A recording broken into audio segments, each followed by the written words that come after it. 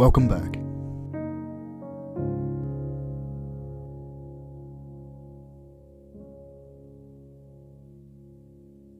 Jesus, you're my heart's first love, and you've been holding on to me. You once were the air I breathed, still my heart to remember. And Jesus, I am wandering, but you're chasing after me. You once gave your life to me,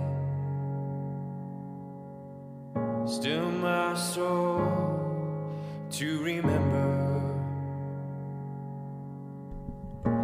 still my soul to remember. Usually there's about 40 people immediately. Your oceans wave without thinking. Huh, interesting. Your mountains rise without knowing. Your rivers run without needing. Hi, Christopher. To know where they're going. Your lilies spinning so free. Oh, they're happy to be. So teach me this kind of humility. The throttle begins.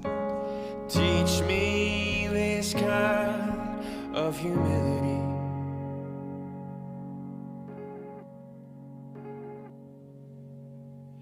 Jesus, I am struggling. Lord, I'm struggling to see. I'm doubting your provision. So still my mind to remember that Jesus, you're my heart's first love, and you're leading me home. You're welcome. Through the fire and the flood,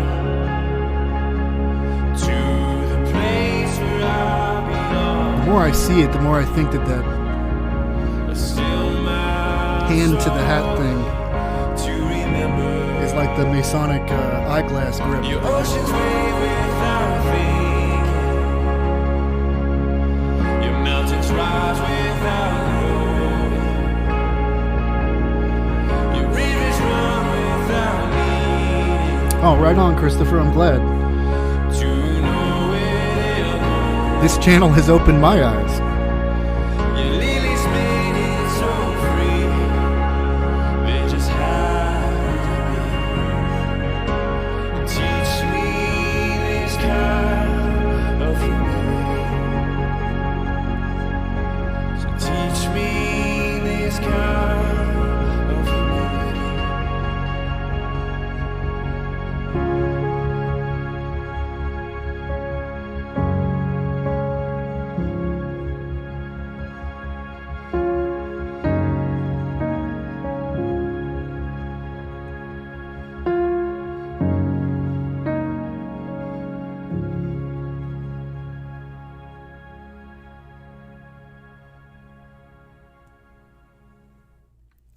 That was, as usual, because I haven't seen anything about him, Andrew Bloom's.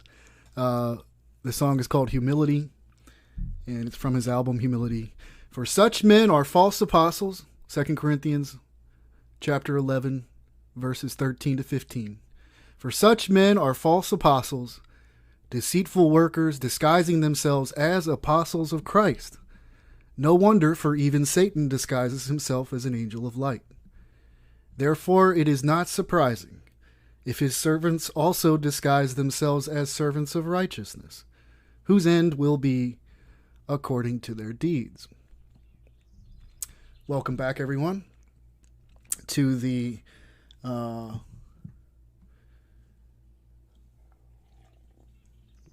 the show that disillusions you and hopefully makes you put all your trust into Jesus rather than men. That's really what I'm hoping for here. Let's go ahead and hop right in, cut to the chase. So as you know, this series is, it'll be a long one actually, because it seems as though any group that I dive into, I find it. So today there'll be a lot of Hillsong United, which has come, it's come on the radar of a lot of people over time anyway. But I just found a lot of confirmation that I hadn't seen really shown before. So we're going to hop into that. And there'll be some other Christian artists that we cover today as well. Well, Christian, I put that in parentheses, really. Genre of Christian music. So we'll go to the album art. We'll first start there in this category, see what's new. There's not a whole lot that I've added here. This is just another few hours of research this morning that I've been doing. So this is a Christian artist by the name of Daniel Bashta or Bashta. Now, if this was all that I found, I probably wouldn't have included it, although I'm getting more to a point of, to heck with it, because it sure seems like it's always there. But this is from his album, Bellows of Praise, by Daniel Bashta. And as you can see, the F has been strategically kind of put on there to cover his one eye and to only show the other eye. And we'll see some more from him that make it clear that that's not a mistake, or not just some kind of, occurrence. This is a Christian band that you probably heard of, Lifehouse. They just chose to put a giant eyeball, as well as a hypnotic swirly storm. We'll see that too. There's a theme of hypnotic imagery that's used in Hillsong United's conference flyers, even in the backdrop of their stage with these moving, swirling kind of spirals going on in the background. And that's the point. It goes back to what Tozer was worrying about back in the day. He was a AZ Tozer, right? And he was talking about how people were going to eventually just want to go to be entertained by folks, right? And I think that that's what part of the purpose here is. Also, the theology is pretty off in a lot of these people's songs, which we'll get into maybe a little bit as well. Oops, I closed it. My bad. Oh, and just let me show you guys real quick here. You've probably seen other channels that show you their monetized videos and all that. Well, let me show you something here. You will see no dollar signs next to my videos because my channel is not monetized, just to clear it up for people that come on and say such things. You will also find no links on here on YouTube or on the website that I direct people to with prayers and spiritual warfare prayers, asking for money, wanting money. In fact, I won't accept it. If somebody tries that, I just say, go put it in another ministry somewhere. Just to clear that up, just in case people had that question. Okay, so we were in the album art, but we're done with album art. So here is Joel that's Matt Crocker of Hillsong United. He's in the foreground, right? And they took this selfie, and I'm not sure who the man he's hanging out with here with the tattoo parlor artwork on his arm. But he's choosing to throw up the vow of silence. And actually, Matt Crocker is, for this photo, you would think it's, the sun's in his eye. And I would argue, yeah, the sun is in his eye, apparently. S-U-N, in his eye. But he's doing that and got the other eye open. But it was this gentleman that caught my attention, right? So, and we're going to be looking at quite a few of them here. This is Taya Smith, who you may know from Hillsong United if you've been listening to that. And these people are,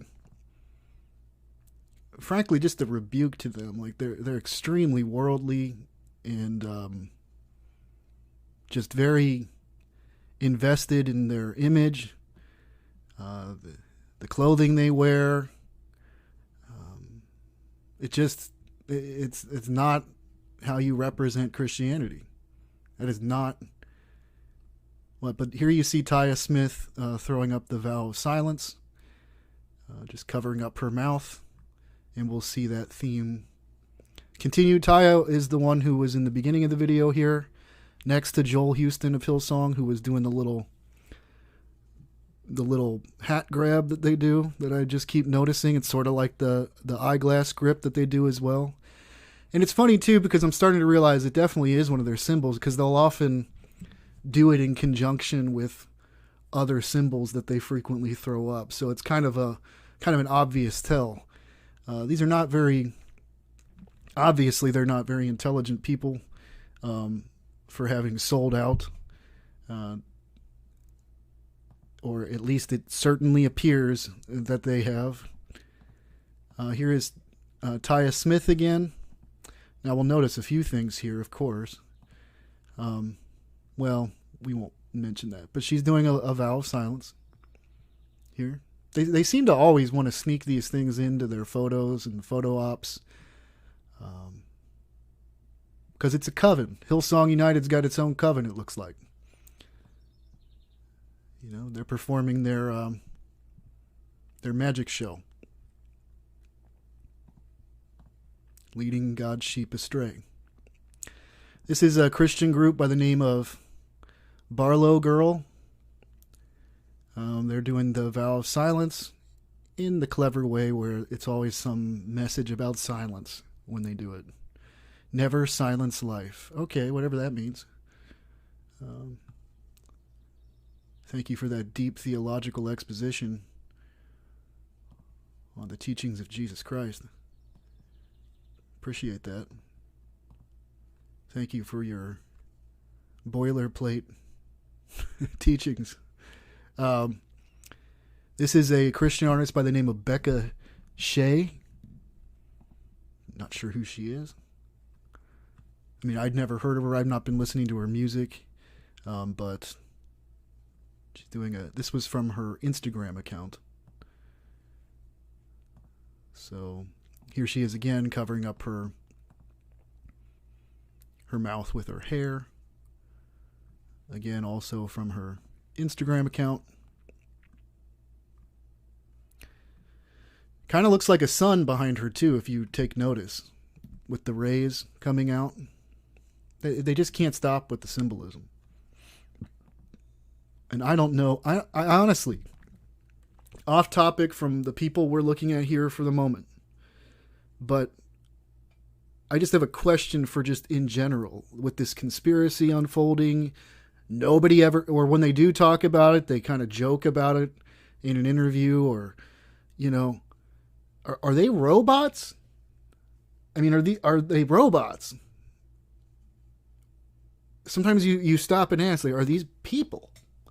I know they are, but it's just absolutely ridiculous. This is actually, she's in Hillsong United. Her name's Brooke Fraser. She also has a solo career. She's doing the vow of silence, or Harpocrates, if you want to call it that. I mean, I definitely wouldn't. Those of you who know about Hillsong and you continue listening to them, I don't know why. You know, we're going to continue seeing a theme of Hillsong represented here.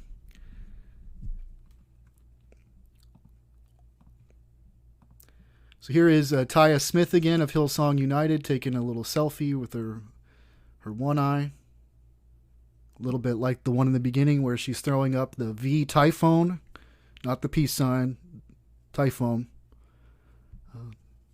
Reference to the devil. Or at least that's how it can be interpreted. Let me put it that way.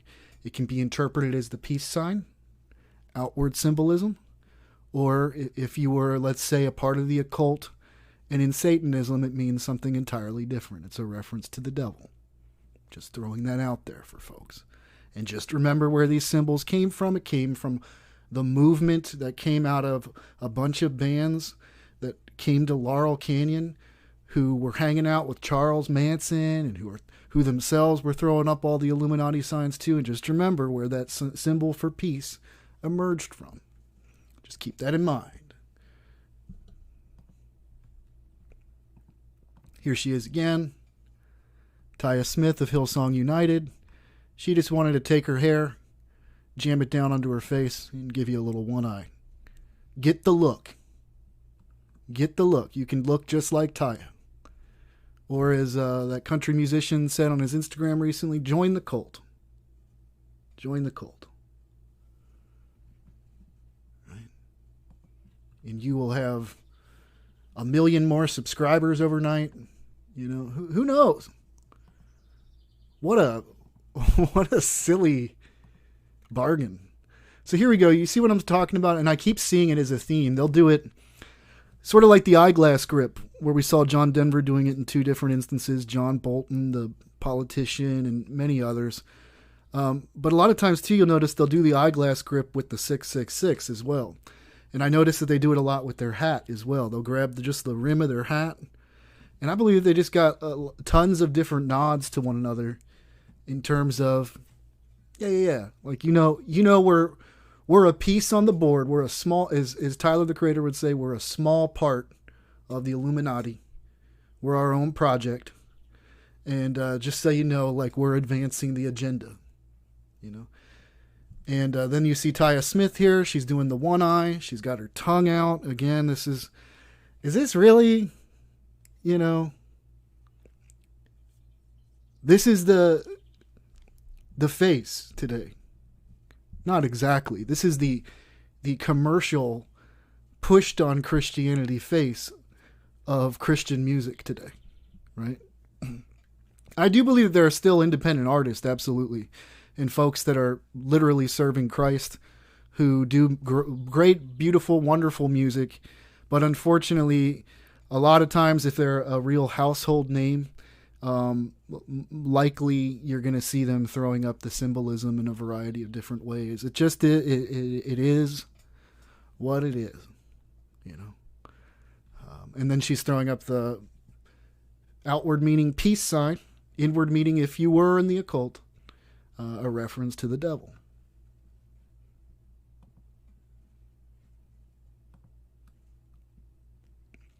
Here is the man we saw earlier, Daniel Bashta. He's again a contemporary Christian musician.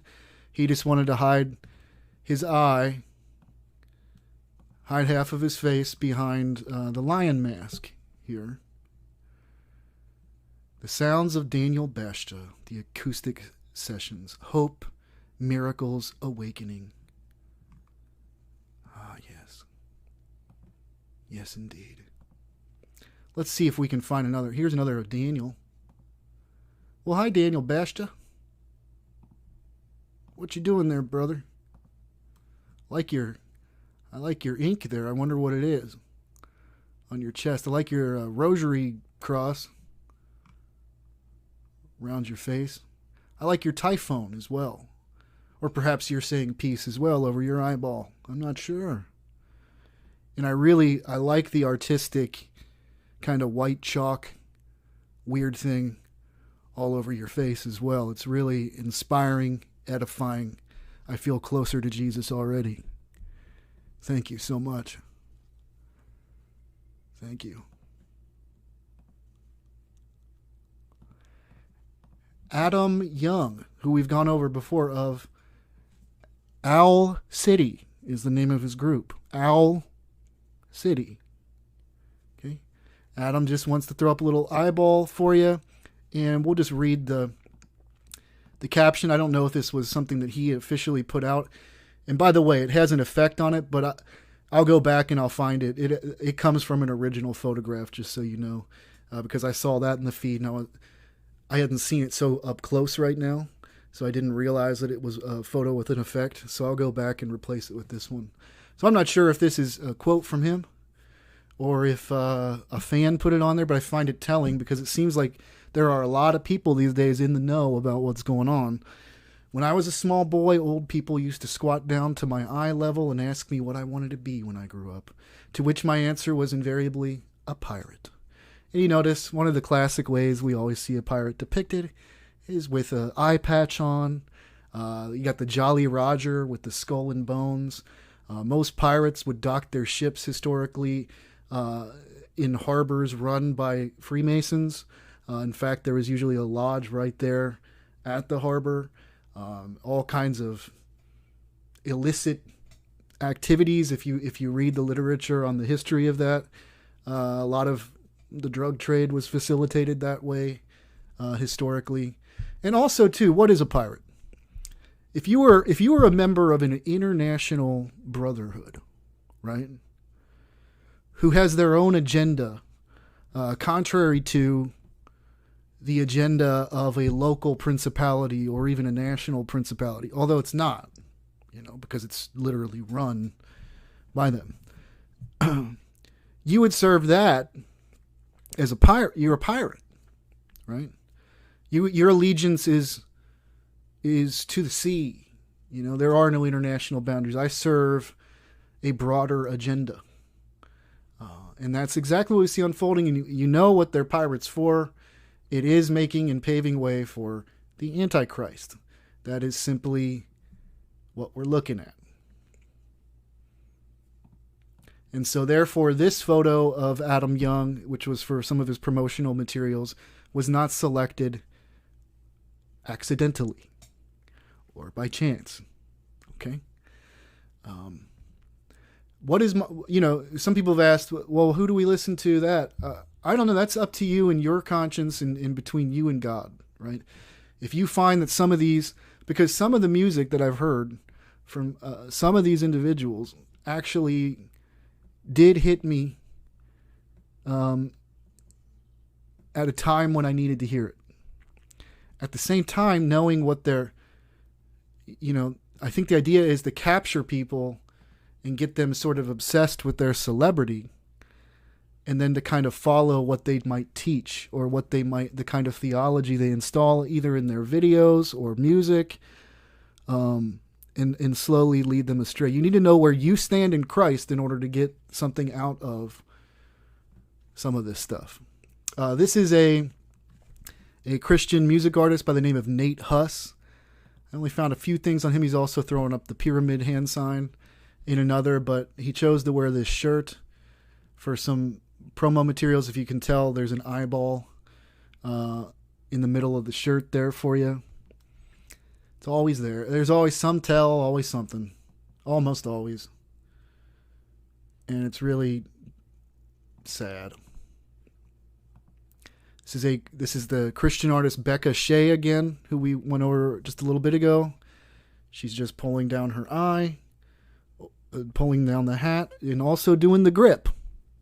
The hat grip. You starting to see what I'm talking about? So it's not simply I'm going to pull my hat down to cover my eyeball. But that's the main emphasis here. But there's also a secondary meaning as well. They often put several of their symbols into one photograph.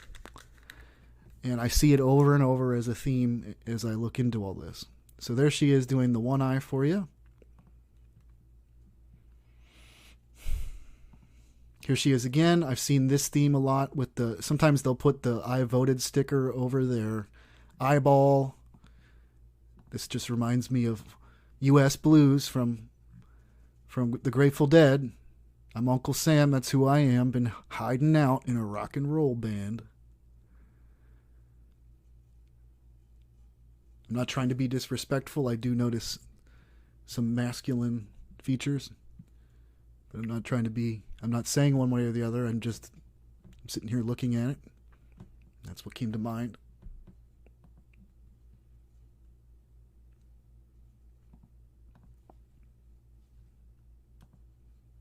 This is Derek Webb, again, another contemporary Christian artist.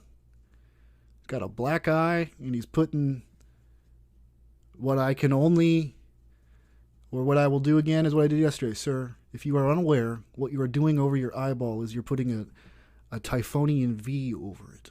It's a reference to Kabbalistic magic.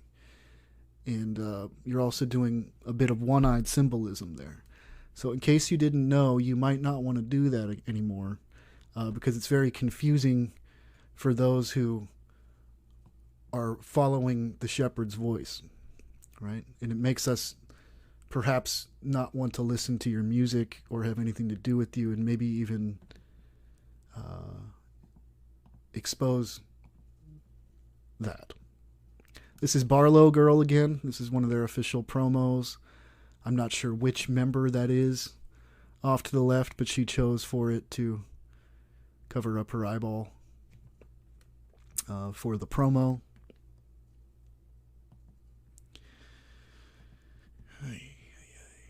It's so old. It's so old, but we got to do it. We have to do it because people are just not, even though it makes your stomach sick to look at it, and you probably already knew instinctively, especially if you've been following all this, but you got to confirm it. That way people can't just say, oh, come on. You know, I'm coming with evidence. Right? So you can't say he's just connecting dots. Yeah, I'm connecting dots with all of them. Every single one, like the entire industry. Lauren Barlow, a Barlow girl, who I guess that was in the other one too. So this is just by chance that her hair just happens to be covering up her eyeball. Here is Barlow Girl again. This was another one of their promotions. I've seen this done many times to represent the eyeball symbol with other bands, the one eye symbol, but they're doing it as well. Should you listen to them? Should you not?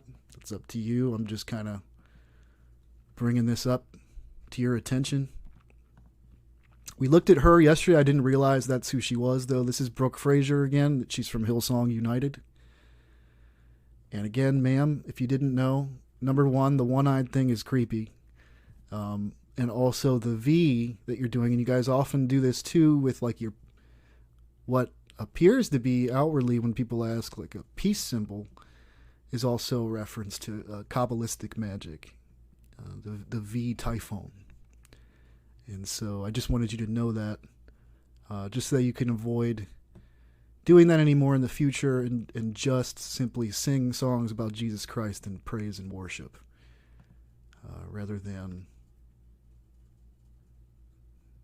This is Lauren Barlow of Barlow Girl.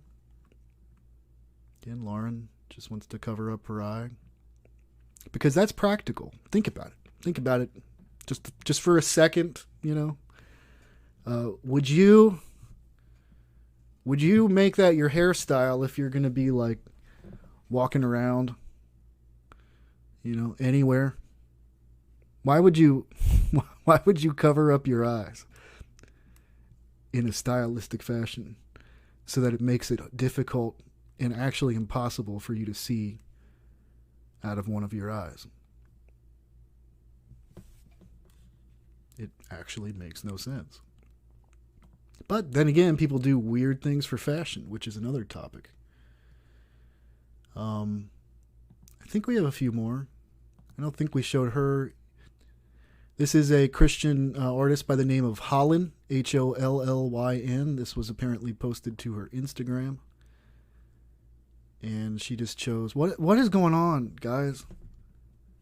I think we know, unfortunately. And it's really yucky stuff.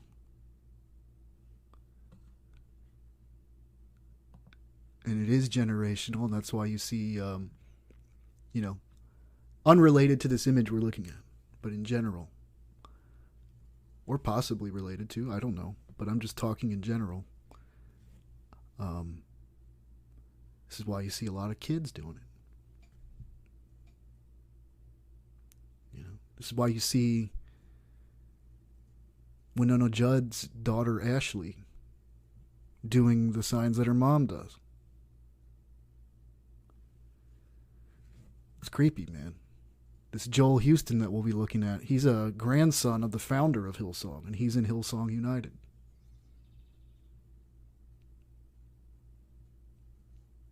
I think that's it. Although, I think this is her again, Holland. Yes, Holland again. This is another selfie where you just cover your eyeball. And here she is again. And I mean, her hand is placed in a fashion. It's not a very well done or executed one, but it could possibly be interpreted as a sign of fellow craft. But she is covering up her eyeball there. She's got a nice nose ring too. You can do all that. You can get all the piercings. You can get you can get all the tattoos that Joel Houston and Hillsong United has too. Don't worry about it. Don't worry about it. Those were just suggestions in Scripture. Just look exactly like the world, fit in. We don't have any new for the 666 symbols. That's good.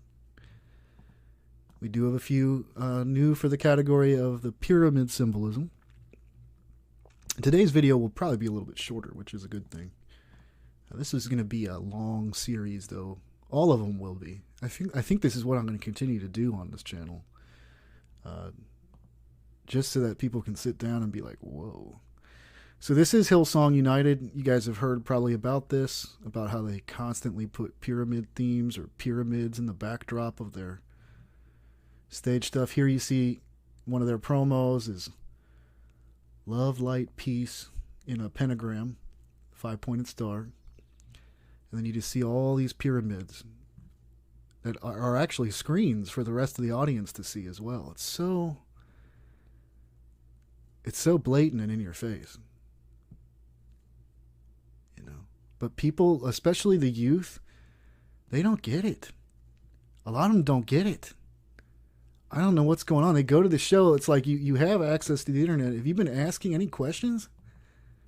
Or you really just think it's all just a thing people talk about? It's because of frankly, your desire to be entertained and not really coming to Christ with a sincerity to really obey and follow his commands is why you're being easily led astray. You want to go like you would for like a John Mellencamp concert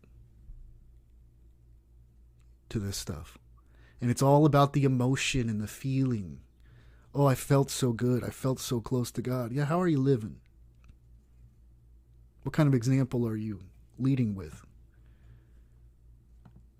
So this is another Christian musician. This is the guy we looked at earlier, Aaron Shust. And he's just throwing up a little pyramid for you.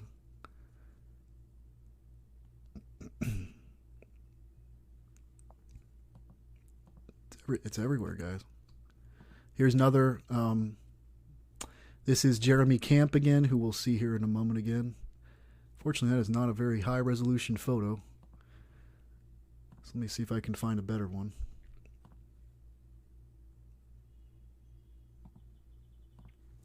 So that's Jeremy Camp throwing up a little pyramid. He found his way into an album cover yesterday where it was just the one eye thing going. And we'll also see him again here shortly.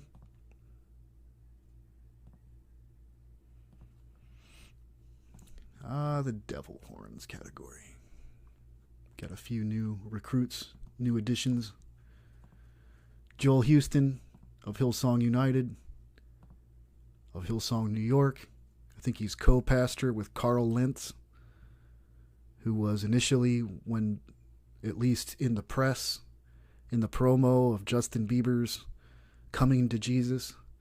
That's just... It just so happens that Justin's been throwing up all this Illuminati symbolism all his life, and then he just so happens to, when he converts, go to a very worldly church which constantly throws up Illuminati symbolism. Starting to feel like how you doing out there? You feeling entertained? You like the show?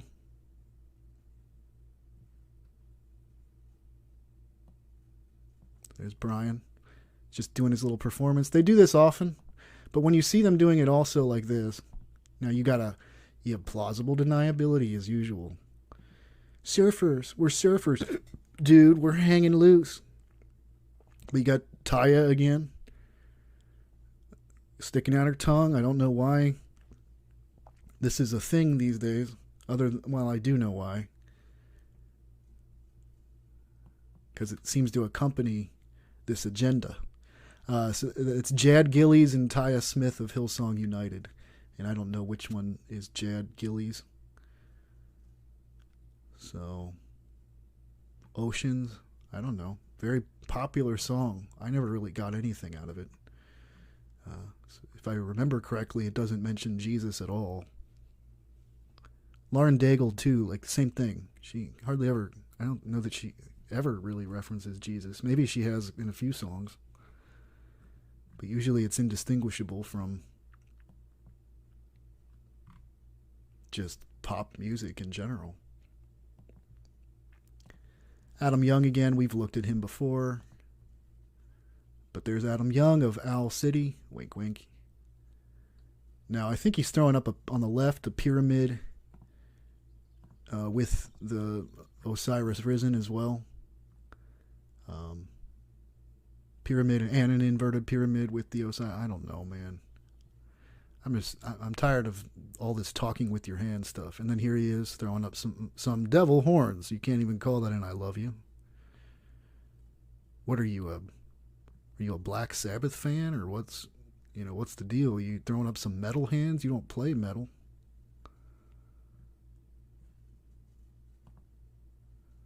Why do you all do that? Like, half of you don't listen to that kind of stuff, and you're always throwing it up too. Like, is that's what it is? Right?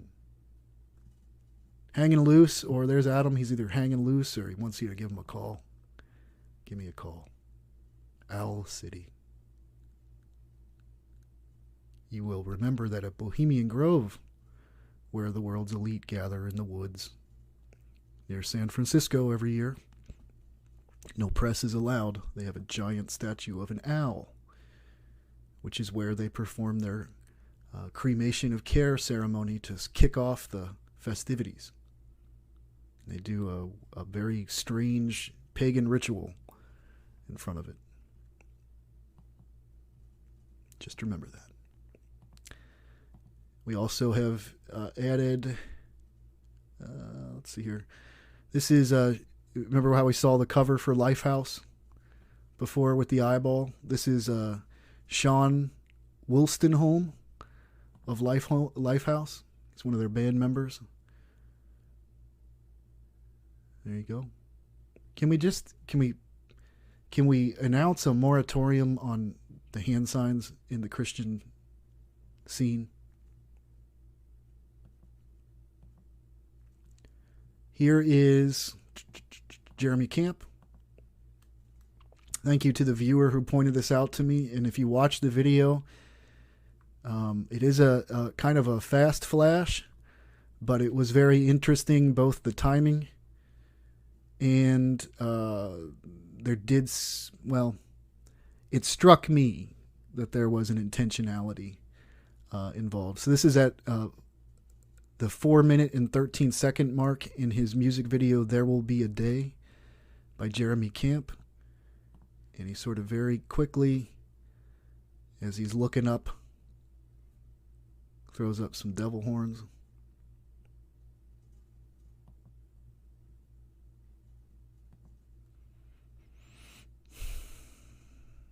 And that's it. That's it for the devil horns. New additions. We do have another Hidden Hand member. And I've seen it done this way a few other times. This is John Egan.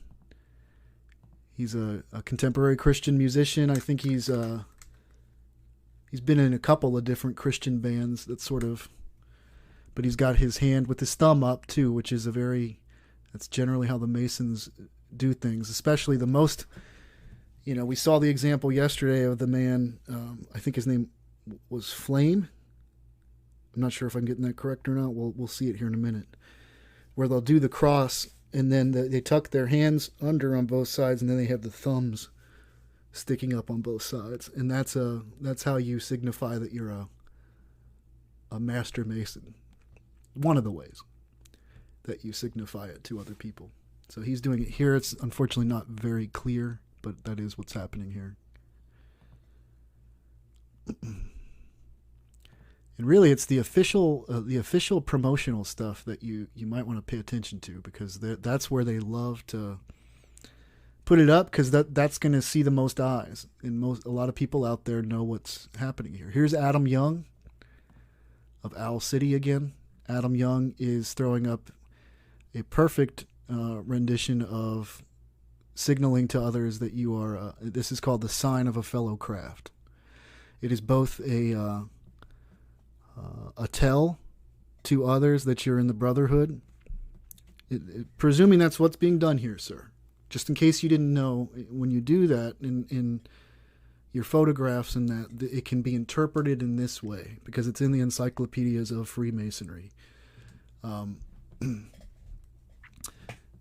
It's both signaling to others that you're in the craft, you're on the board, as they would say. And also apparently a reminder of a penalty associated with a specific degree as well.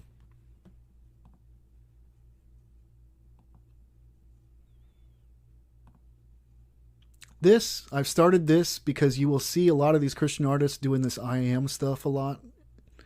You have to understand that generally what they're doing is not referring to Yahweh, who said I am, in answer to the question, who are you? But instead it's sort of a declaration. You see Beyonce doing it as well. This is Adam Young. And the caption is interesting too. Let's open this up a little bit more. The caption is interesting too. So he's wearing the shirt, I am. And it says, I am still an outsider, but that's okay with me. I am the only thing I know how to be. I am myself.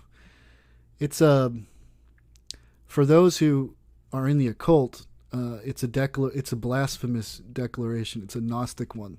It's at the heart of what Anton LaVey described as Satanism, which is I am God, right?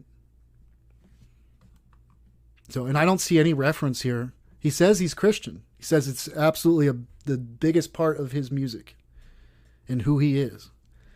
But in all this I am stuff, I see a lot of reference to himself.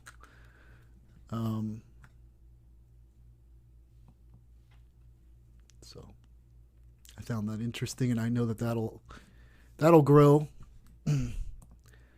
That category will grow over time. This is always a fun one. Now, are these literally signs of possession? You be the judge. It's just a banner category for images that I find tell an interesting story sometimes. So here is Joel Houston and some members of Hillsong United.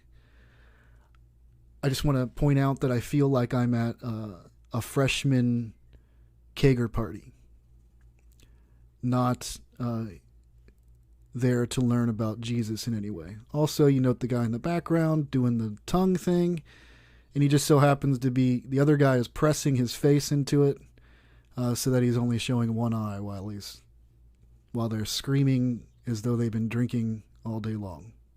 That's what it looks like. And I find, if you go looking into it, like when they're just hanging out casual, this is pretty much par for the course.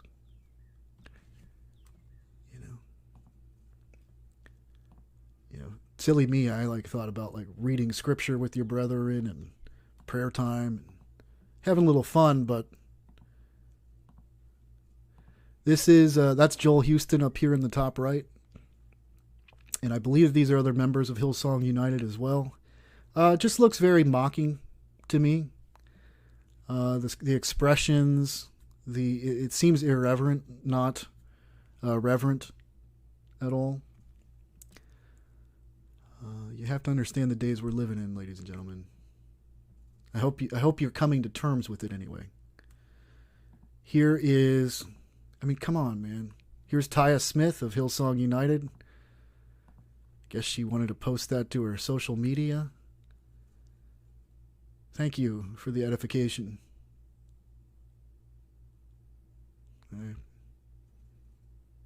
I feel blessed. Oh, man. Oh, goodness. All right. What do we have next? I found this very, very weird. I don't know the context of it, but these are Hillsong New York's pastors, Joel Houston and Carl Lentz, hanging out next to a very weird. That's a person, actually. I thought it was a statue. It's actually a person with a baby mask head on, with these little teddy bears on the bib, kind of teddy bears you'd see with like the Grateful Dead and stuff. It's so weird. It's so weird, man.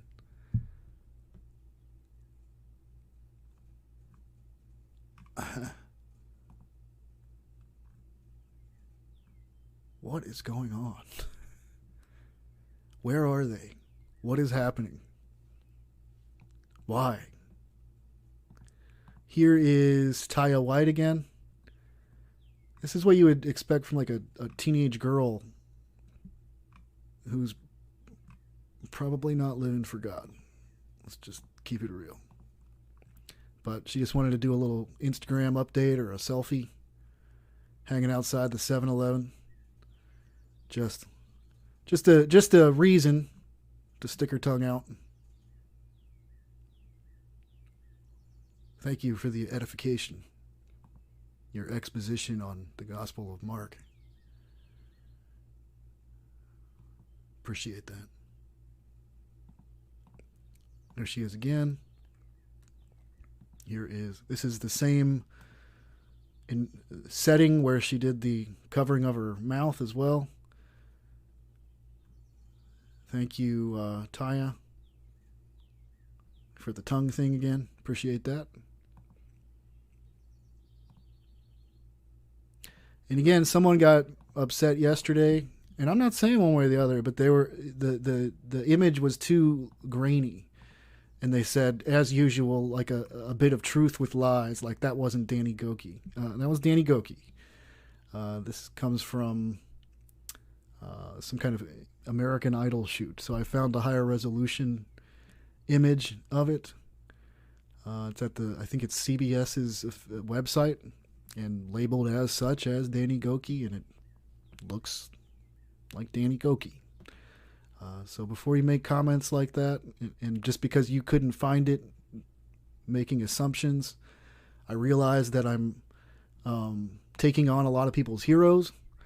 But I think that the whole point of this is that actually you're far too invested in these people, and that's a sign of something. That's the point, frankly. We should be willing to be disillusioned. So this is Jad Gillies hanging out with Joel Houston. Jad Gillies is on the left there, Hillsong United, and he's throwing up, sir, if you didn't know this, in the occult. Also, I don't know what you're doing with your hands exactly. It looks like you're throwing up 3 V's.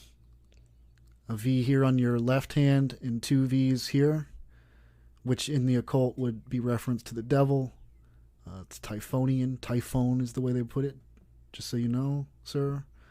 And you're also crossing your arms in what in the occult would be called the Osiris Risen pose, or the pentagram. And so it's interesting, you're giving occult symbols which are associated with the pentagram, which is a 5-pointed star, and also 3 5s in your hands. I just wanted to point that out, sir, to you, just in case you're all just making mistakes, covering your eyeballs and sticking your tongues out and putting pyramids on your promotional materials. Here is Joel Houston This is actually members of Hillsong United. Joel Houston is also doing that with the peace symbol.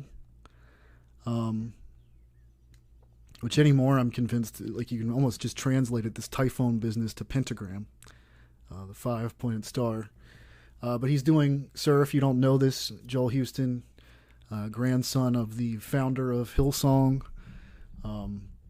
You're infusing your shows with a lot of well-known Illuminati symbolism, and you're also throwing up a pose, which in the occult is Osiris Arisen. Or the pentagram, as they would say in OTO, Ordo Templi Orientis, which, let me find that real quick, just so that I can continue to show that when it's necessary. So, sir, this is what I'm talking about up here. This comes from the Ordo Templi Orientis, Crowley's Thelema religion website. That's right here. Osiris Risen, the pentagram. Also, you see let's look here for real quick so that we can be instructed a little bit. The V typhon, the trident. Somebody said I was making a stretch the other day by associating it with the trident. Right? Well, this is according to the occult, the V. And so up here, that's the V typhon, or trident, according to the OTO. And that's why they,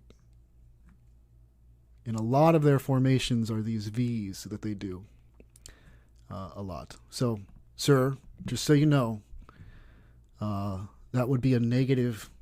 There is nothing that I'm aware of in Christianity that where we do that, sir. Also, the man in the background here, sir, you are putting up a pose right here of a select master mason. In fact, let me find a better illustration of that.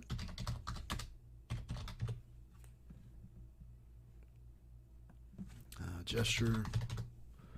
What do I have that filed under? Here we go. That's better. Yes, you would be signifying, if you were a Freemason, sir, that you are a select master.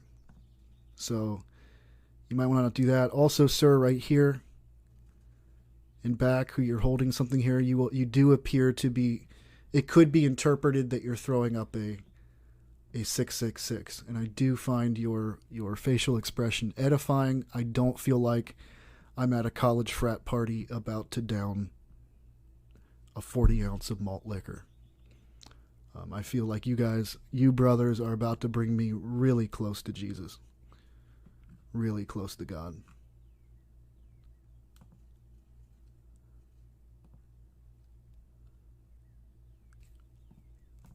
This is another member of Hillsong United here. Oh gosh. In fact, let me go find the band members' names. Hillsong United band members, so I can tell you who it is that's doing it. Jonas Myron. So we see Jonas Myron here. Sir, what you're doing there can be interpreted in a couple of ways, even though you don't have the thumbs up.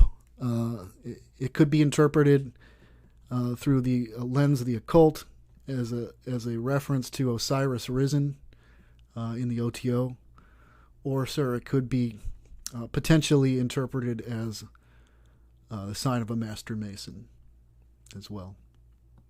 So just in case you didn't know that, thought I'd let you know. This is probably the better example.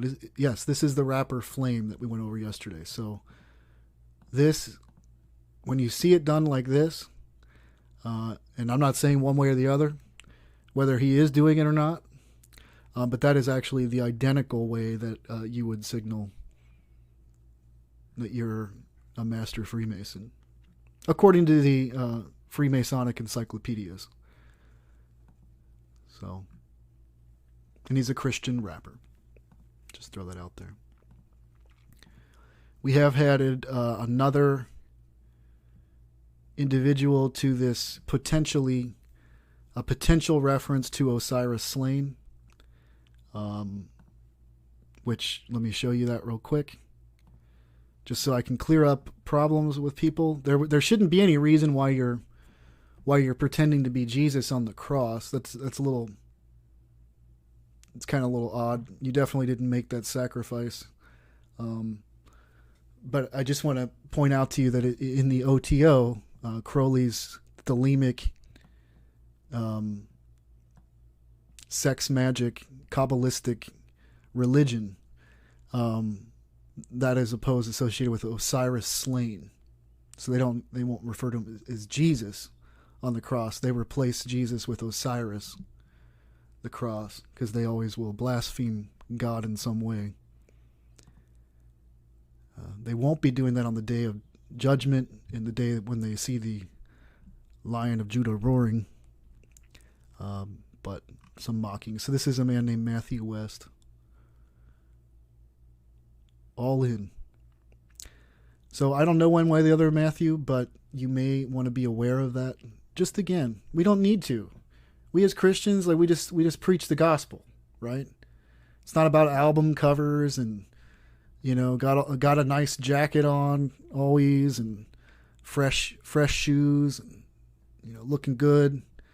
It's about telling people the truth, and we don't need to speak with our hands and put up all kinds of poses, which are actually, unfortunately, associated with occult gestures. We should be aware of that and not do that. So added to this category here, I'm not saying one way or the other. I'm simply pointing out, in case these gentlemen didn't know, that according to the resources that I was looking at, when you ball your hand up in a fist and you cover it in a pose, and this is how it's done, actually, how we're seeing it done.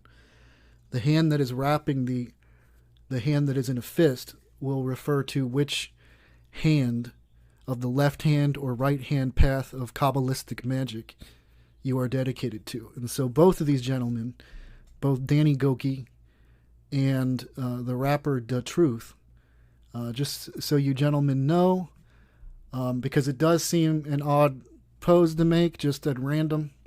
It doesn't seem to really serve a purpose.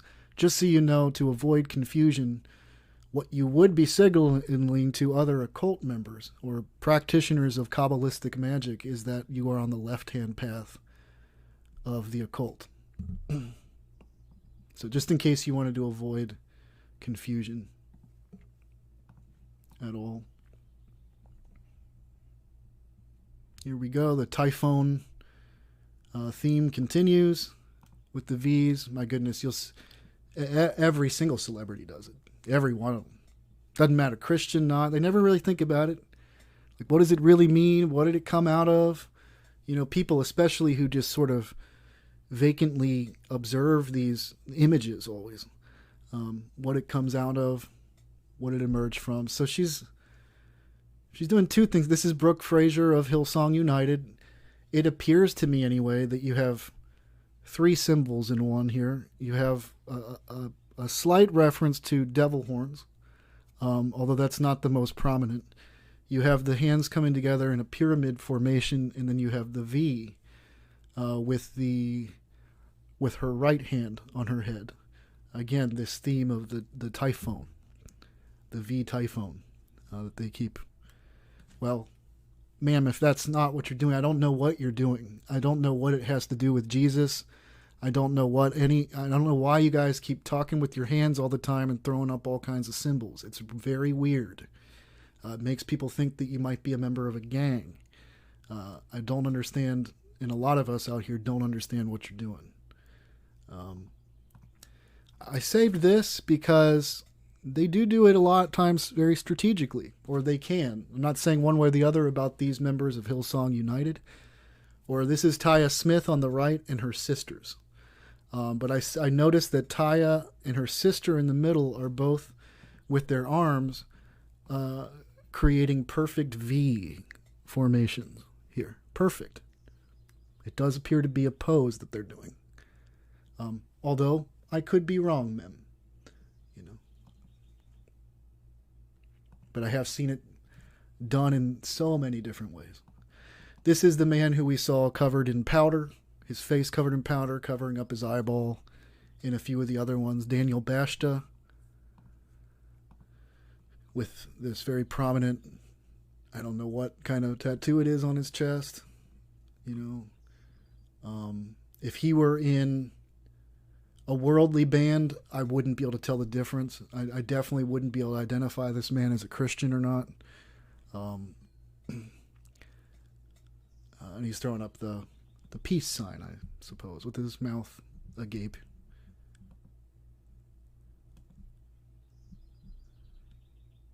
Here is Colton Dixon with Matthew West, who we saw just a moment ago doing the What in the Occult Anyway Means Osiris Slain.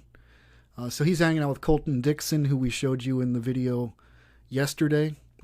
They're both throwing up what outwardly means peace, I suppose. But in the occult means this V Typhon business. Also, his eyes are very interesting to me. I'm not sure where they are even. They got like this board. It doesn't really matter to me, but once you start to see the connections, they're all hanging with each other. They're all a part of a certain faction of the Great Working, which they are committed to, apparently. The arm wrap continues. I don't know what to identify this as yet. I got tons of them doing it over in the secular poses category as well. But here is Mac Powell of Third Day. And I'm not saying one way or the other. I'm just simply, this is just for your information only. I'm not saying that this is necessarily, anyhow, I just noticed that they all do it a lot. And it just seems to be an odd, if it's just sort of like a happenstance pose, why is it always done like the exact same way is my question with everybody. And then you have David Dunn. He's another contemporary Christian musician. He's doing it. To some degree, he's doing it. He's doing it a lot like I've seen John Lennon and Paul McCartney doing it.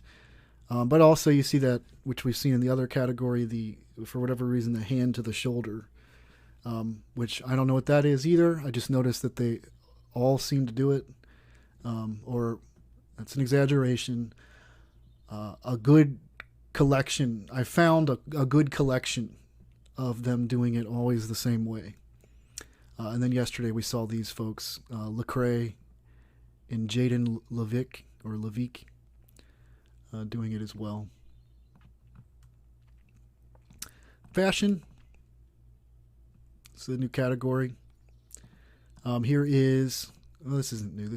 We showed you it yesterday. This is Joel Houston accepting an award.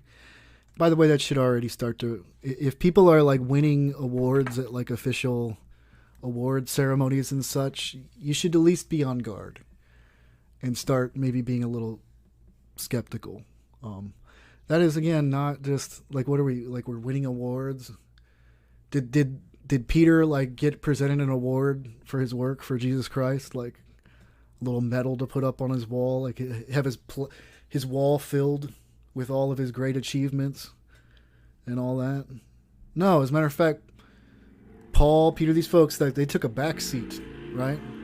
They just went right in the background and placed Jesus Christ at the forefront and center of it all. In fact, they didn't want people to see them.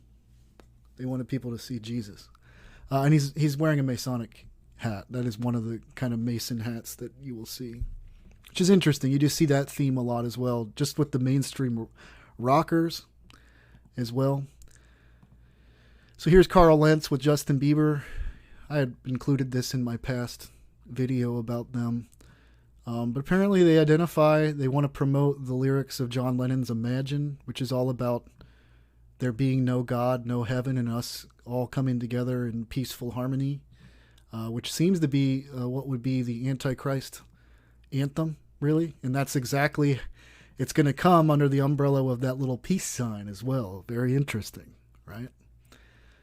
This is Hillsong United's Joel Houston as well, who's also he co-runs the place in New York, and he's also wearing that t-shirt for some reason. That is not, I don't want to imagine that. I'd love to see everybody getting together, but not minus God and not minus heaven, and us all coming together as sort of, because it's just not possible. You either stand with God or you're an enemy of God, and your fruit will always be evil. No matter how much you intend to do or be righteous and good. This is Nate Huss again. This is the first time I found one of the Christian musicians doing this. It's not quite like the chalice that I've noticed where they put a hand on both sides of their faces, which we see in the secular category where they do it a lot. But let me just show you here too. It is very similar to, not identical, but it is similar to what you see with Mr. Crowley here on the right. Different placement of him. Of course, that's Jimmy Savile on the left doing it, who a lot of people believe was Nicholas Schreck, who's now a tantric Buddhist. He's no longer a Satanist. So Zena LaVey too. She's a tantric Buddhist. Just remember, Thelema is tantric sex magic. Just remember that. But who people believe was as he would say, was a masterful black magician. He said that about Hitler as well. And you're just kind of opening up your eyes these days to Hogwarts, essentially, where they, like a lot of people in your life, a lot of people around you, people you went to school with, even, people you went to school with, people in your everyday life, like they went to Hogwarts all their life. They went through the wall.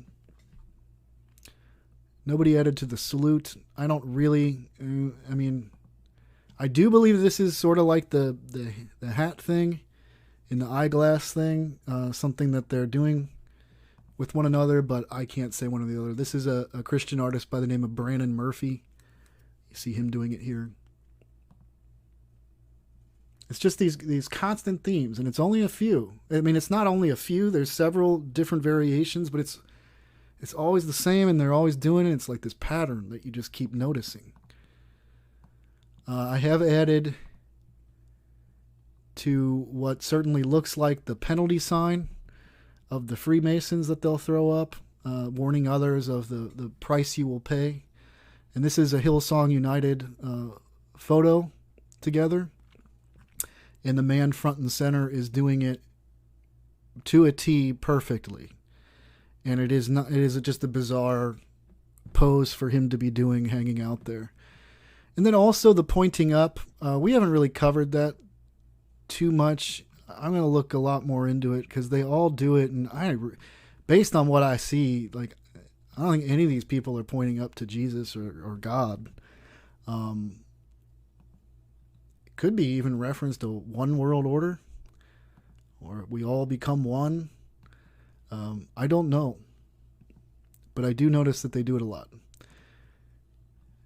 You may or may not see this as significant. I just have noticed it over and over again when I got members of the club together. They tend to like to point to one another. So that's Danny Goki hanging out with Jake or Jace of Duck Dynasty.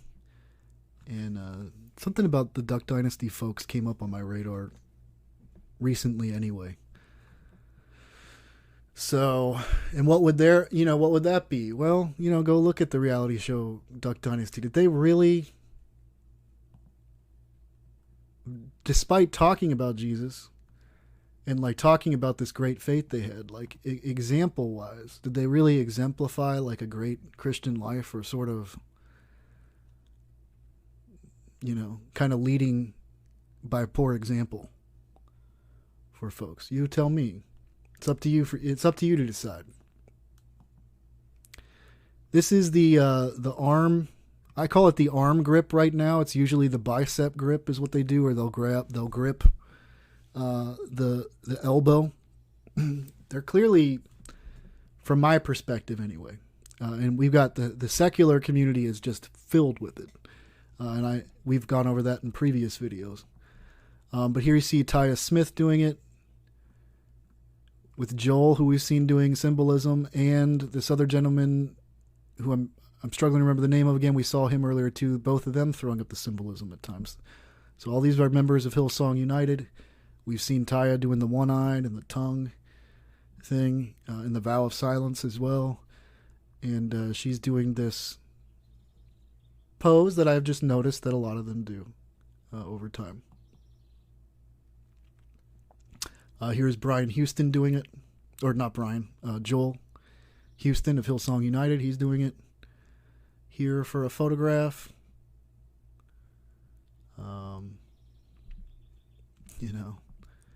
And here he is again for another official portrait, doing it as well. Again, for I don't know what it is yet still, so I can't say to the initiated, to the uninitiated, but I know with a lot of their symbols, I'll say it that way, looks like nothing to those who don't know what's going on, who haven't really been paying attention. And that's not a diss. I mean, most people, why would you? Really, truly. Like, why would we assume that, like, the entire entertainment industry seems to be staffed by members of secret societies with an agenda contrary to what we're trying to do? This is a very telling one right here. So this is where I like when we get the combination of symbols, so you know that we're not just imagining things, okay? We're not just kind of connecting things like, oh, what are you, the hand police? Can't even put my hand anywhere now. So here is Matt Crocker of Hillsong United posing right in front of a pyramid with the Sphinx, doing the Mark Mason degree indication here. And this comes from the Masonic encyclopedias. In fact, I may even have, you can't see it, well, you can kind of see it here. This comes from Duncan's Masonic Ritual and Monitor. It's illustrating the sign of a Mark Master Mason. And on further readings of it, it is usually either done with one index finger or two index fingers, generally pointed at their temple. Sometimes with like a C formation that they do, but it's always generally the same thing. And that's exactly what he's doing here.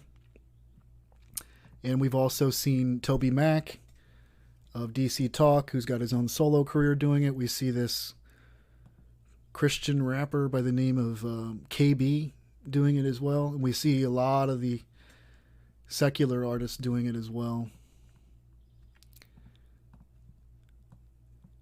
So just educational purposes. It's time for us all, if we're going to be doing this work, look, if you want to be out there exposing the Illuminati and all that, like, spread it like a wildfire, because it's really not difficult to ascertain their signs and symbols. Like, they put it out there constantly in front of you. It's actually been documented in some of the literature on Freemasonry. And so we can document, especially that's a tremendous conflict, because in Freemasonry, they believe that all, at least even outwardly, men of all religions come together and they kind of pray to what they call the Grand Architect, and as you go up in your initiations, whether you're going to York Rite or to Scottish Rite, leaving the Blue Lodge, you learn all kinds of new things that you didn't know as a Blue Lodge member. You have no clue what your part. But if you're even in those first 3 degrees and you're an older gentleman, you're simple-minded, you don't really think too hard about life, you think this is just silliness, like, you ask yourself, if they tell you it's not a religion, why do they call it a temple?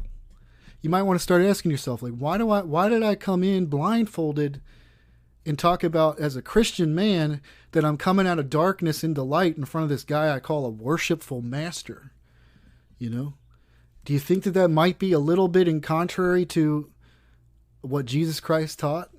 And some of you folks, you show up every day, every Sunday to church,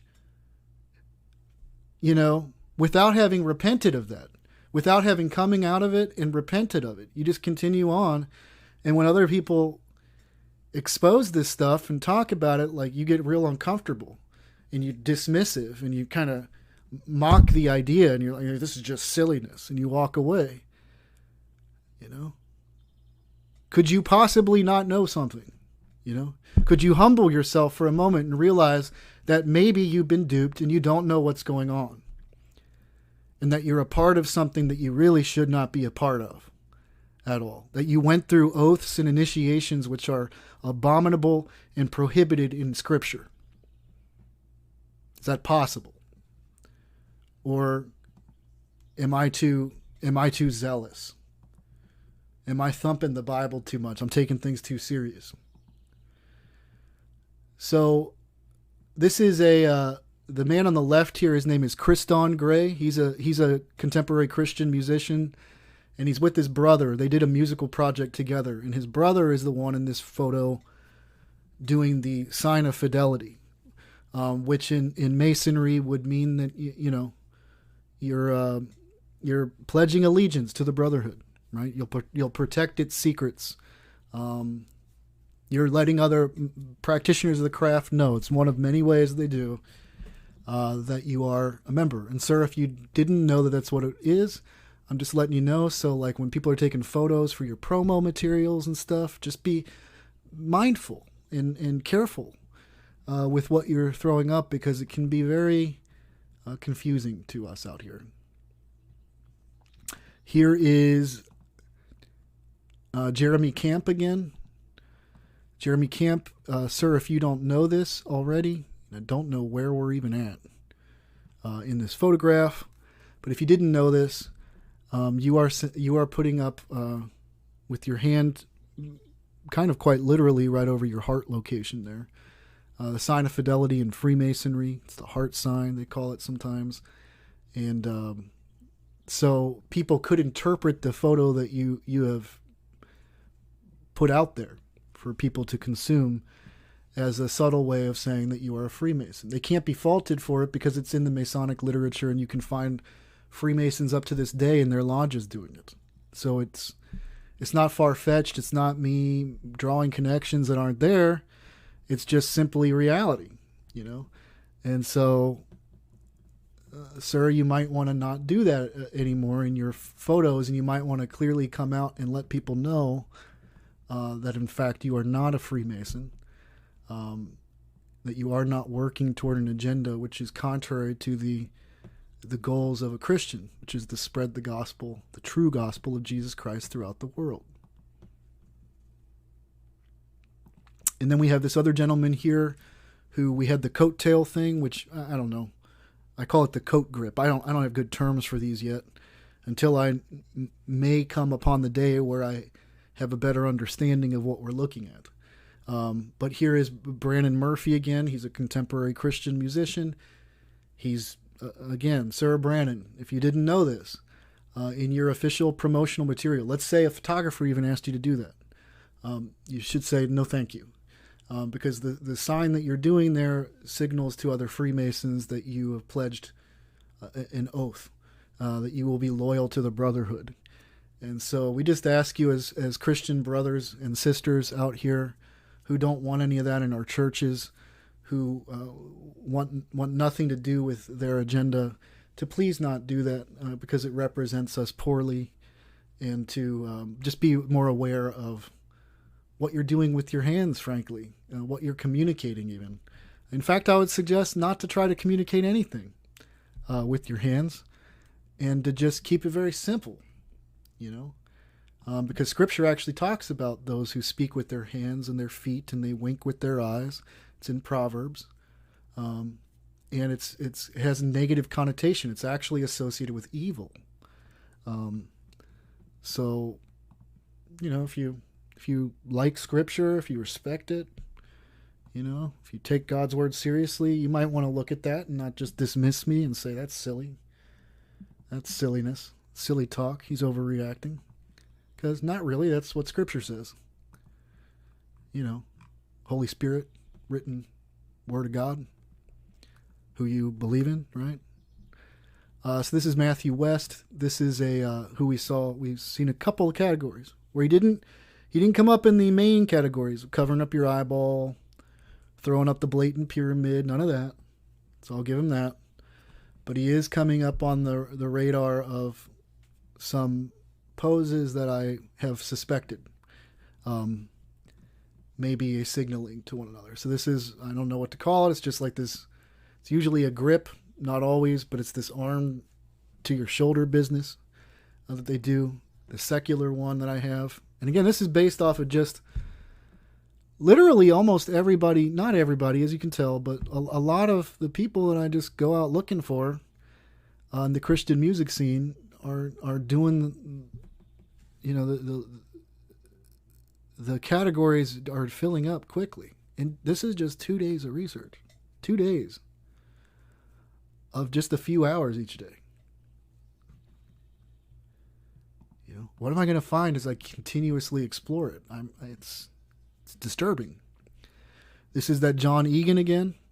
And I will note this too, because it has occurred to me that the V, it does create a V formation when they do it. Okay. And so I think that there is something to that. Even with the one where they do the arm wrap, it seems to me that it's actually like two V's being thrown up. So I have noted that. But this is Dan Egan again, or John Egan, I'm sorry. Another contemporary Christian artist. I think who is he part of? I want to make sure I get it right. No, not.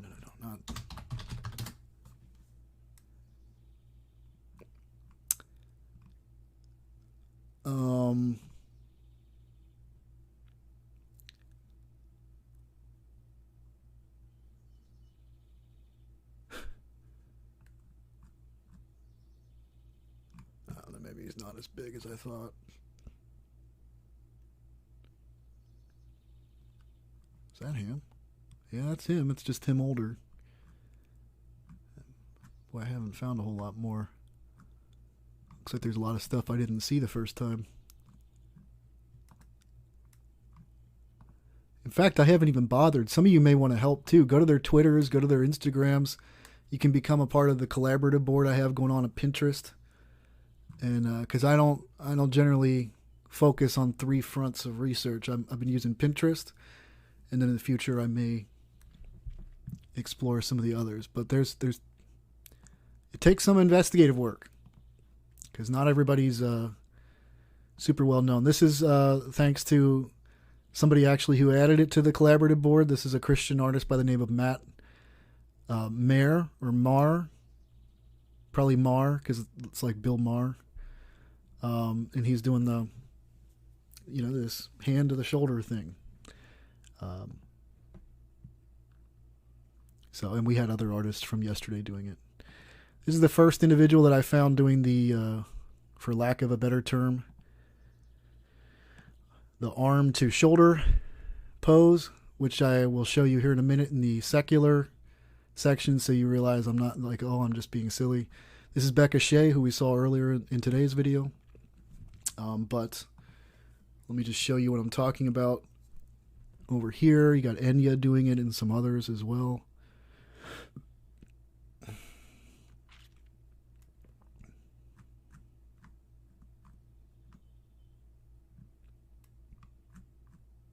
It's taking a moment.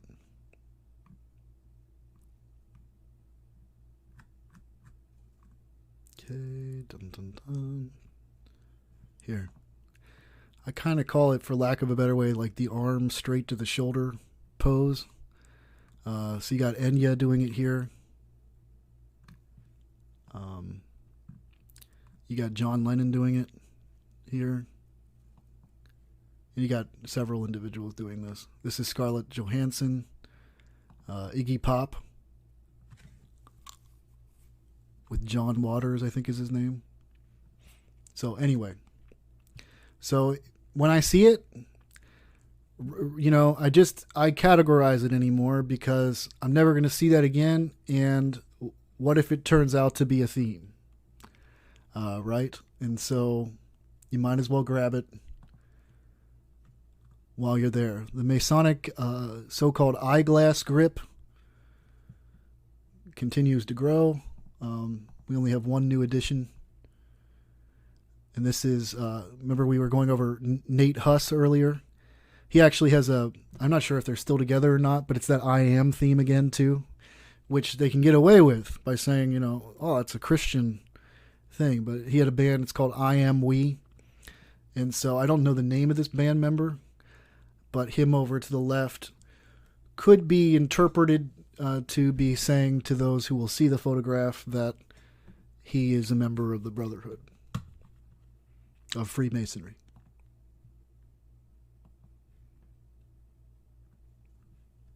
So, and we had earlier Andy Mineo, he's doing that.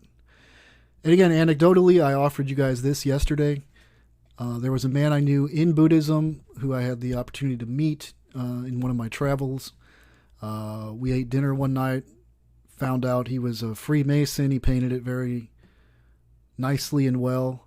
As a matter of fact, when my, quote, demonic gang stalking began, he was involved in some of that activity on the online front, just saying cryptic, kind of weird, threatening things. It was actually about the Burning Man festival that I was going to go to before I came to Christ.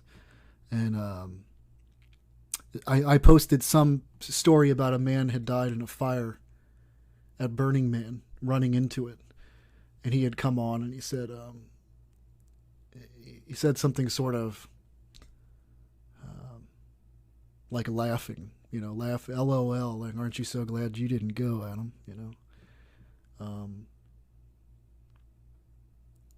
And then I posted something else because it seemed to me at that time that I was going to be like I was getting called into something akin to like John the Baptist shouting in the desert, right? And I said, like, looks like I'm going to be, I posted that to my Facebook. I was posting weird, random things, as I'm coming to knowledge of the truth and coming to Jesus. And I posted, looks like I'll be shouting in the desert for a while. And that's what it was. And just earlier I had posted that thing about Burning Man, and he came under that and said that. Like, haha, I bet you're happy you didn't go to Burning Man. Anyway, that may seem irrelevant. Anyway, in his profile picture, he was basically doing what Lecrae is doing here. That was his profile picture. Just so you know. Just little anecdotal evidence that, for me anyway, bolsters a connection. And I realize, looking back, most of the people, well, let's get through this. Let me write that down as a note to talk about with you in the end here. So let me get a pen and paper. Oh, goodness. Do I have paper anywhere?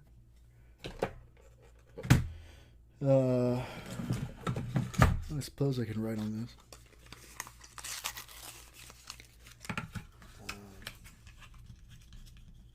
Talk about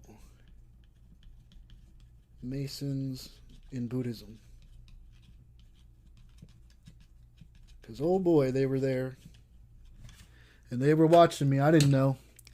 But they didn't like this guy who started a blog that became real popular, who didn't go through the initiations. I'll say that much. And a lot of them were a part of some very weird activity when my so-called gang stalking kicked off. Hillsong. This was a promo for the Hillsong conference in 2015. Just this hypnotic spiral that they have here, which I believe that's essentially, again, just to tie it in here, it's a bit like what Hendrix's quote about what he can do with his music, right? I mean, atmospheres are going to come through music. You can hypnotize people with the music, and when you get them at their weakest point, you can preach into the subconscious what you want to say. It's interesting, too, that MK Ultra, coming from George Esterbrookes, right? Do I have the Esterbrookes quote here? I may, actually. Do I have the actual quote, though? Well, let me bring this up here. George Esterbrookes. I'll leave this up while I talk about him. George Esterbrookes was a Harvard University graduate, Rhodes Scholar, and chairman of psychology at Colgate University in Canada.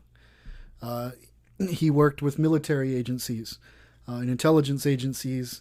to basically split a personality into program, essentially, through hypnosis. What we know about MK Ultra, there seems to be a very strong connection between hypnosis and witchcraft and the work of iniquity. And so part of that is the splitting of the personalities. He wrote in his book, in fact, real quickly while I have you here, I want you to, let's do that. George Estabrooks, Personality A, Hypnotism.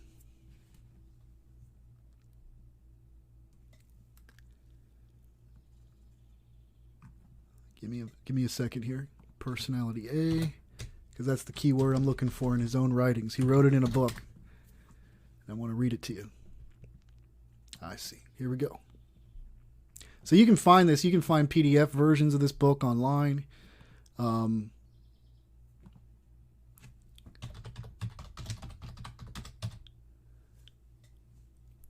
Okay. So this is according to his book in Hypnotism. George Estabrooks, who was a Rhodes Scholar. He was a president of university, chairman of university, and had been. He wrote that they successfully made a Manchurian candidate, as we'll look at here. Now let us return to our presentation. We start with an excellent subject, and he must be just that, one of those rare individuals who accepts and who carries through every suggestion without hesitation. Then we start to develop a case of multiple personality through the use of hypnotism. In his normal waking state, which we call Personality A, or PA, this individual will become a rabid communist. He will join the party, follow the party line, and make himself as objectionable as possible to the authorities. Note that he will be acting in good faith. He is a communist, or rather his Personality A is a communist and will behave as such. Then we develop Personality B, PB, the secondary personality, the unconscious personality, if you wish, although this is somewhat of a contradiction in terms. This personality is rabidly American and anti-communist. It has all the information possessed by Personality A, the normal personality, whereas Personality A does not have this advantage. You will recognize this relation as similar to that which we had in Sally and the Angel from the famous Bucamp case, also the clear-cut difference in ideals. The proper training of a person for this role would be a long and tedious one, but once he was trained, you would have a super spy compared to which any creation in a mystery story is just plain weak. My super spy plays his role as a communist in his waking state, aggressively, consistently, fearlessly. But this Personality B is a loyal American, and Personality B has all the memories of Personality A. As a loyal American, he will not hesitate to divulge those memories, and needless to say, he will make sure he has the opportunity to do so when occasion demands. Here is how this technique would work. And so I just recommend that you would look into this, but he basically concludes like, I successfully did this. And this is about 70 or 80 years ago with a military officer they did this with. And then there's the story of Phil Oakes, who Dave McGowan stumbled upon in his research. Phil Oakes was a left-wing. Do we have a picture of Phil in the archive here? We might. And then we're going to get back to what we're doing. So here's Phil Oakes. Early in his career, he's a folk musician. He was actually kind of like a communist, very left-wing. And then as he got older, it seemed people saw it as like a mental breakdown that he was going through. Okay. But as he got older, all of a sudden he switched to this radical right wing guy. And he started to talk about how he had been working for the CIA, and he was talking, and people thought and labeled him as schizophrenic. And then a few months later, he killed himself. Just so you know. The Laurel Canyon portion is very instructive here. These Satanists don't create the next generation or seed of workers of iniquity in a fair way. They actually rob people of their will, their free will. And it's funny that they talk all about their Their whole magical system is all about will, and yet they actually strip it from people. Here is Taya Smith again of Hillsong United for something that they're doing here. They're just like hanging out in front of like these hypnotic swirly machines.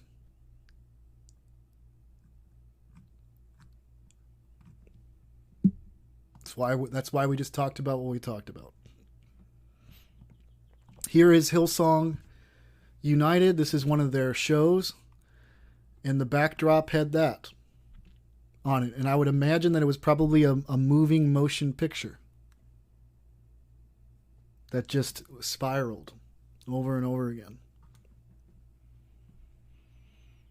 Reminds you a little bit of like Alice falling down the rabbit hole.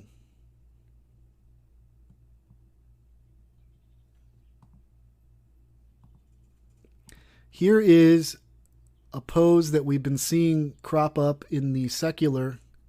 This is David Dunn again. He's a contemporary Christian musician, where we've seen this cropping up in the secular version. I would argue he's doing it in a, what I would call a lazy way. Not a very well executed version, but it is there. But which we have seen others in the secular category, some of whom I can confirm were Freemasons, and actually even in the case of Leonard Cohen, apparently he was the worshipful master of his lodge. But we have in the secular portion, we got Leonard Cohen, Jim Caviezel, Hugh Jackman, Don Henley, Jim Morrison. You have Stephen Harper of what was Prime Minister of Canada. And then so David Dunn's doing the pose, but in a more lazy, kind of less well put together fashion here. And Leonard Cohen, I remember him in an interview saying that his goal in life was to become a good Mason.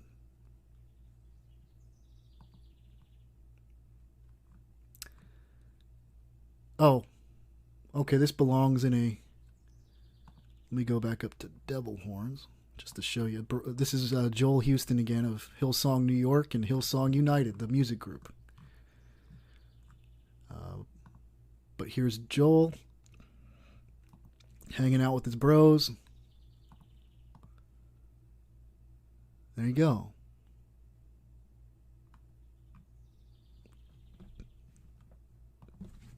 Let me see here. That would be a good time now. But the simple truth is, unless we have a lighting down upon evangelicalism, upon fundamentalism, upon such churches as our Alliance churches, unless we have a lighting down, unless the dove of God can come down with his wings outspread and make himself known and felt among us, that which is fundamentalism today, in 25 years will be liberalism. You can be certain of that, and liberalism will be Unitarianism, because this vile world is not a friend to grace to lead us on to God. We're going the other direction. Have you thought about it, my brother? Have you thought about it? Or are you simply running around being entertained? Have you thought about all this? You and I are going to face judgment one of these days. You and I are going to stand before the man whose eyes are like fire, and out of whose mouth there comes a sharp two-edged sword. And we're going to have to talk to him about deeds done in the body. And we're going to have to face what Wesley called the great assize. And there be judged for the deeds done in the body. Not the great white throne judgment, which is for sinners, but another judgment, which is for Christians. And we're going to have to show him that we've been serious about all this. We weren't out to be entertained. We were out to be that we might be holy. And the Spirit is seeking a rest for the sole of his foot. He's seeking it. And yet I hear the fluttering of holy wings, and I hear the morning sound of him who is grieved and quenched. I see him looking about for signs of repentance, for signs of sorrow of heart and the lifting of the judgment of God from the church. When God judges the world, it will be terror and fire. But God wants to judge the church. He wants to judge you and me, His children. He wants to begin at the house of the Lord, and He wants to begin to judge us.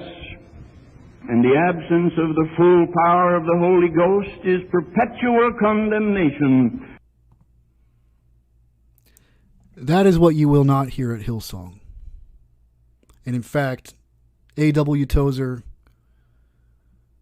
predicted quite accurately where we were heading. To a church of entertainment. Are people striving to be holy today? Or do they go to these concerts like they would to a Billy Joel concert or to Blink 182? Are they really striving for holiness? Or are they getting moved by this idea that God just wants to love on them? God just loves you so much just as you are. You don't got to do nothing. Nothing's got to change. Get the Air Jordans. Come on, get the Air Jordans, you know? Why not? Get the hipster hairdo. Go to the tattoo parlor. You know? All your contemporary Christian artists are doing it. Get a bunch of tattoos, you know?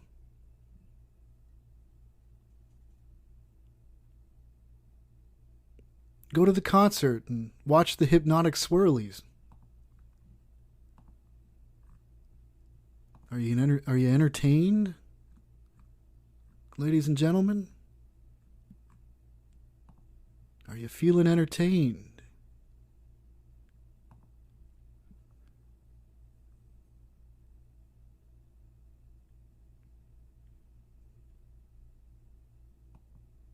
Are you feeling a little trance-like?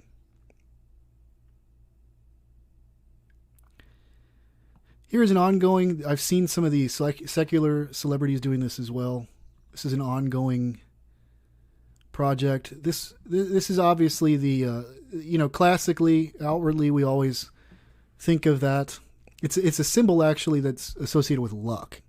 By the way, there is nothing like luck, scripturally or in the Bible. This is Derek Webb, who we saw doing the V over his eyeball with the black eye earlier.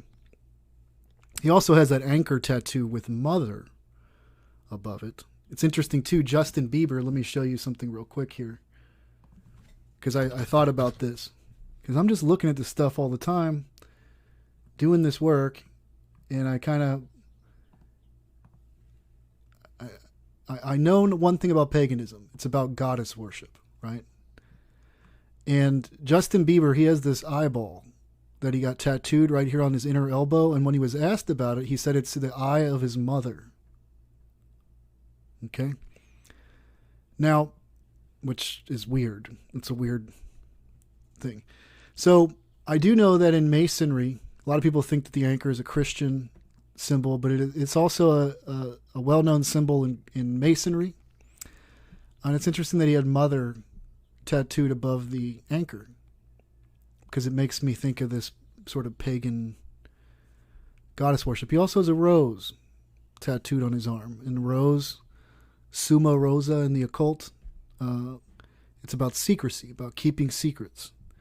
And it's actually associated with Harpocrates, which is the Greco-Roman Horus, which is what you see them doing with their eyeball all the time. This Eye of Horus symbolism that they throw up.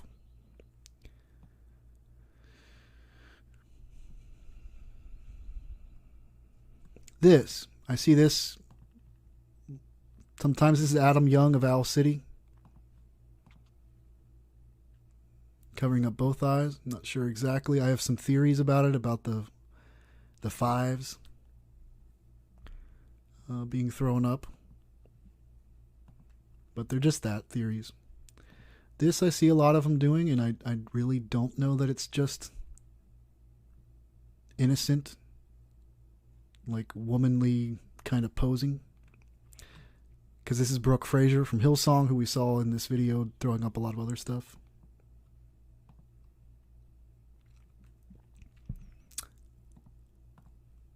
Now these are, I wouldn't call them Osiris Risen. But this is Joel Houston and Matt Crocker of Hillsong, both of whom came in the category here. But they're both doing the what I call the bicep grip. They're doing a crossing of the arm, and then they're doing this intentional grip over here.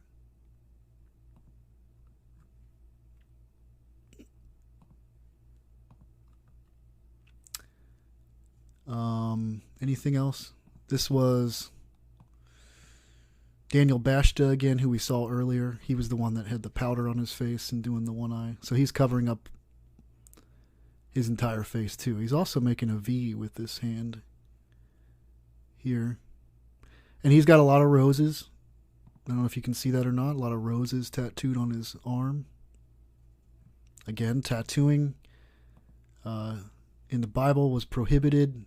It was associated. It was a practice associated with pagans, with the Gentiles, and God did not want His people doing that. But if you listen to, again, if you're part of the postmodern church movement today, where the Bible no longer applies, we're a different people, it's a different time, you'll go and do all kinds of things, not thinking about it. Like Tozer said, are you thinking about it, people?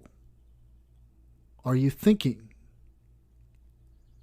Or are you just kind of going along being entertained and think that, you know, as long as I say I believe in Jesus and I follow Jesus, you really don't, that's it. That's all you got to do. That's all it takes. Are you striving for holiness?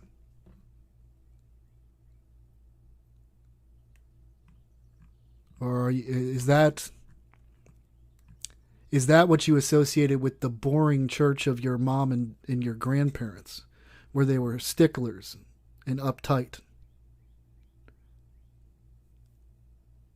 And you, the younger crowd, you understand it better. You get it. We're a different generation. We're the next generation, bro. We can wear the Rick Owen. We got the Air Jordans. We got all the bling. And we're Christian. We're Christian. Because I post in my social media, I post in my Instagram how I care about the whales. And how I shouldn't eat meat. I'm vegan. I'm vegetarian.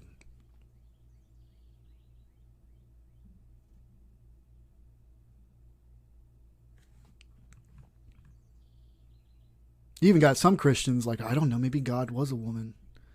Maybe it's a feminine spirit.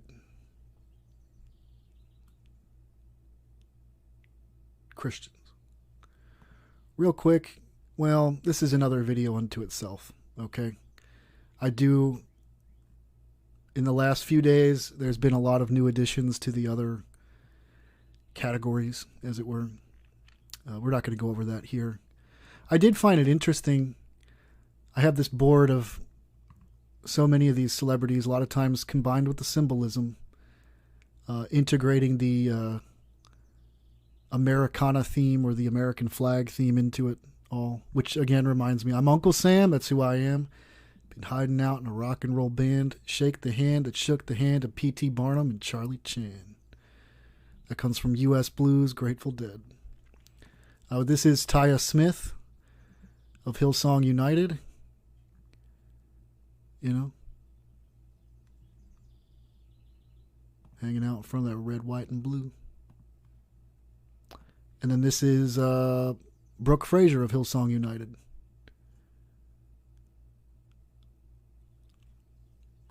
And I just find it telling that you have other poses like this with Katy Perry, you know, covering up her eyeball with the American flag. Brought to you by the God of this age, Sarah Silverman, holding up an American flag balloon while she's giving you a little wink. Sponsored by. Is it like, that's why this photo of Neil Young makes me laugh here. This makes me laugh quite a bit. What the irony that he's exhibiting here, sponsored by nobody. Oh, really, Neil? Is that the case? That's certainly what people think outwardly. He's such a rebel. He started the grunge scene. Oh my God, he was part of this liberated hippie movement. You know, capital steez, covering up his eyeball, wrapped up in the red, white, and blue. Remember that all-seeing eye on the back of your dollar bill? It says Novus Seclorum, Norvis Ordo Seclorum, New World Order. Right above it at the bottom of the pyramid, you know what it says in Roman numerals? 1776. America wasn't founded in 1776. Do you know what was? Right above where it says New World Order? Adam Weishaupt's Bavarian Illuminati, which set about infiltrating Masonic lodges to return our world to a pagan nightmare. Isn't that interesting? Elle Fanning, David Crosby, of the Van Cortlandt and Van Schuyler family lines that go all the way back. It's a who's who list of who was a mayor, who was a Supreme Court justice. He just so happened to be one of the founders of the hippie movement out of Laurel Canyon, Los Angeles. Frank Zappa, same story.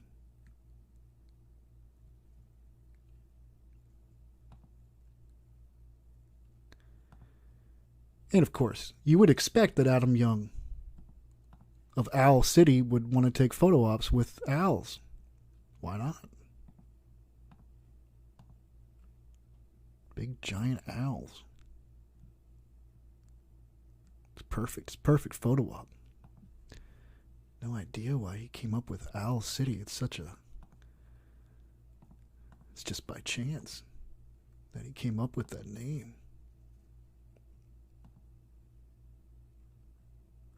There's Adam again. It's so cutesy funny. It's great. It's perfect.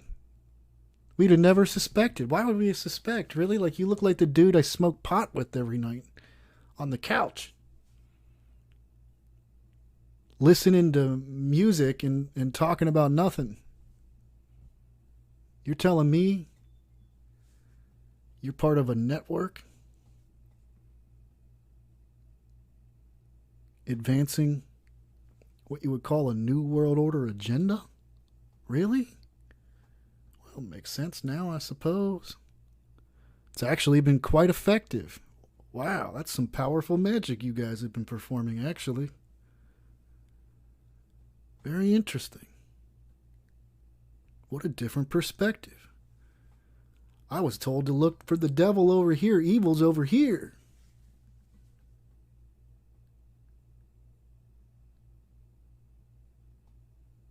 Meanwhile, it's breathing down my face. It's in the church pews. Those who swear the fidelity sometimes are in your pulpit.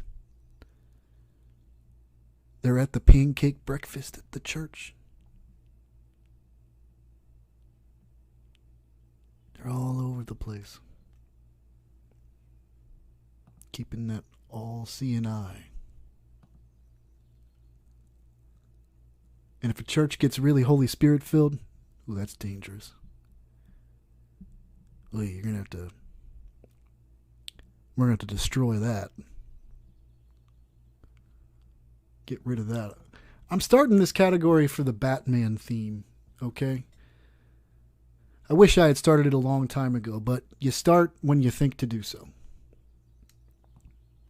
Because I really do believe we played in yesterday's episode, episode 33 of the Batman TV series, where they Where they talk about Bruce Wayne's great-grandfather was the founder of Skull and Bones in episode 33. And I have noticed that a lot of those who seem to be a part of the network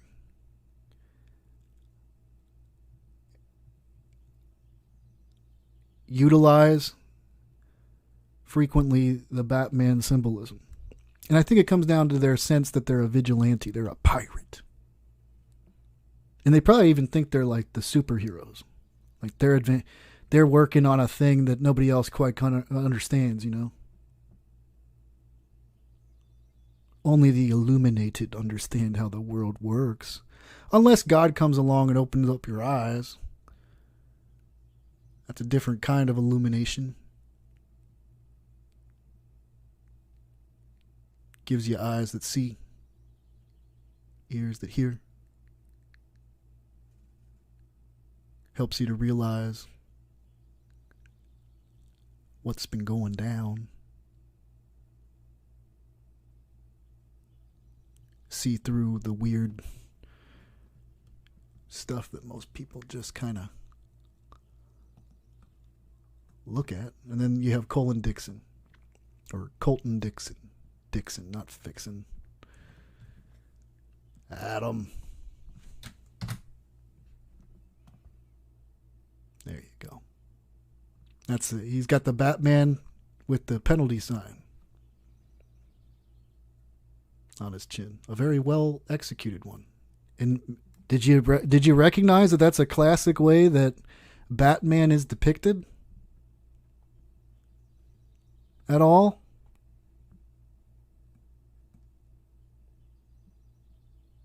Haha. You guys are so funny. You're so clever. Get all your secrets. Oh my. You're in the know.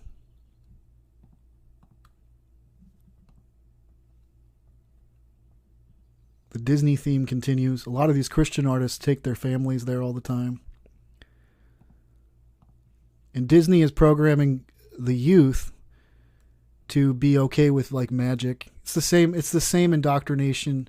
That's just at a base level. Just outwardly, that's what Disney does. A lot of the roads get real dark when you start to investigate Disney's part in this whole thing. But this is Chris Doherty of Doherty.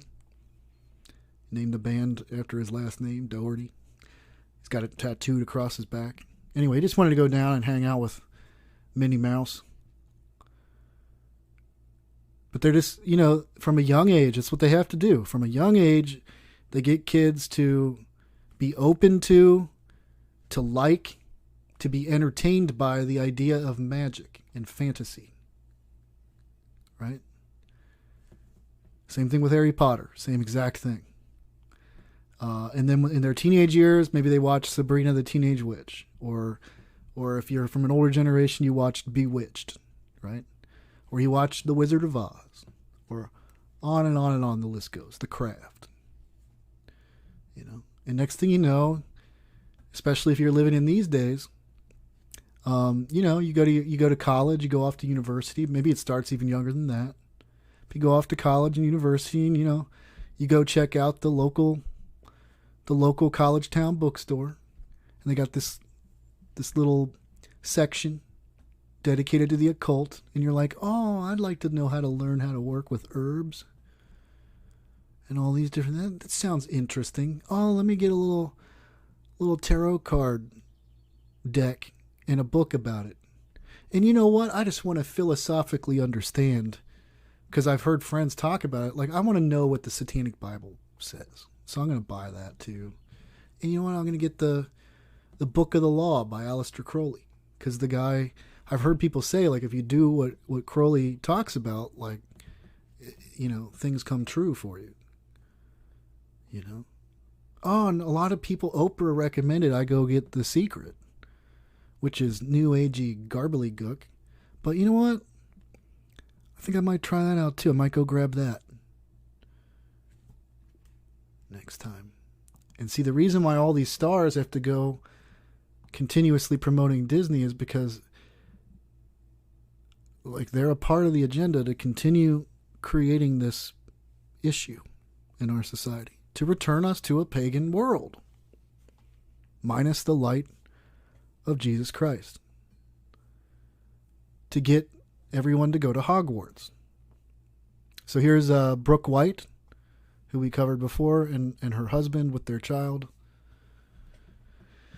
It's some kind of Disney-themed party, I guess.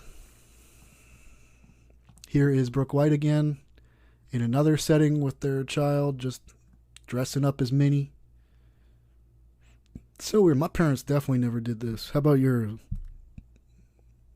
Just seems to be par for the course when we look at the celebrities. They just all do. There's Danny Gokey. Oh no, that's not. Sorry, that's Lee DeWise, contemporary Christian musician, with his wife at Disney, hanging out with Minnie. So if your kid listening to his music and all that, you know, because a lot of the people at your church too, they'll just say it too, like, "Oh, what are you talking?" They look at you like you're a weirdo. Look at you like you're bringing up some kind of crazy foreign idea. Like, hey, maybe that's not the best kind of stuff you would entertain your kids with. You know, stuff that in their movies like promotes like magic carpet rides. You know, just maybe. But if they're listening to Lee DeWise and, you know, they see that too, they're just like, oh yeah, oh. Because who would have thought it's so cute? Seems to often have a wholesome message in it. Chris Allen, contemporary Christian musician, hanging out with Daffy, doing the official portraits. Here is the man we were looking at yesterday. Oh, what's going on here? Done. This is Colin Dixon again, or Colton Dixon. Why can't I get these people's names? There's too many of them. Colton Dixon with his wife, who we've seen throwing up the horns and sticking his tongue out. But he's Christian. Don't worry about it. Don't you think twice about it. Don't think at all. As a matter of fact, let the television do the thinking for you. How about that? This is J.C. Velasquez, who was doing a little one eye in the other category, contemporary Christian musician. Just wanted to come and give Mickey a little kiss. Hi, Mickey. I believe in magic, but you know, you're too serious. You're too serious, Christian. This is Sting's daughter. Okay, this is an interesting. Elliot Sumner, right? I think I got Elliot. This is Sting's daughter. Okay, you know how that everybody talks about in Kabbalah, like the god apparently is like this kind of literally like a transgendered snake, right? And then you take that into account, like Celine Dion's like association with this new brand of clothing that they're promoting. In fact, let's show you what kind of clothing they're promoting. In fact, I can just play you the video. I'll play you the video.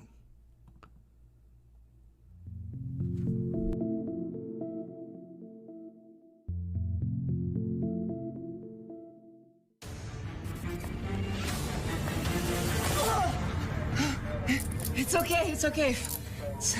I'm Celine Dion. Oh my God, that'd be... Wait, hang on. Our children, as we... She's Celine Dion. It's okay, she's Celine Dion. It's okay, it's Mickey. It's okay. It's Hillsong United. Don't worry about it. We are all just links in a never-ending chain that is life. For us, they are everything. But in reality, we are only a fraction of their universe.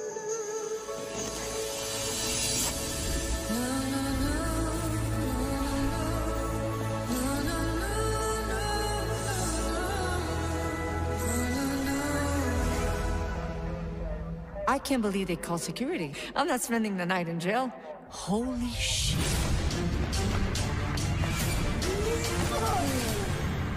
Easy. I'm Celine Dion. Yeah, girl, and I'm Beyonce. I'm Celine My Dion. agent.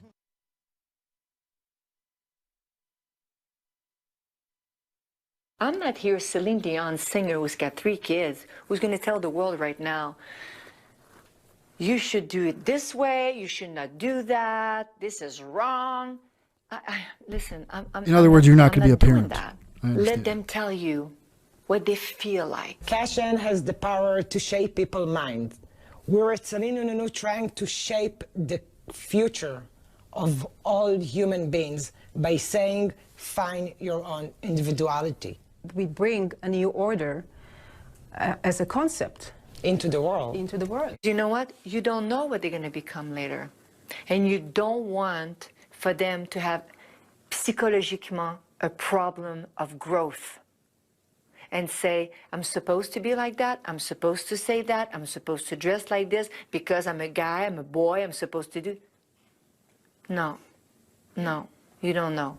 Let people be who they are as quick and as soon as possible.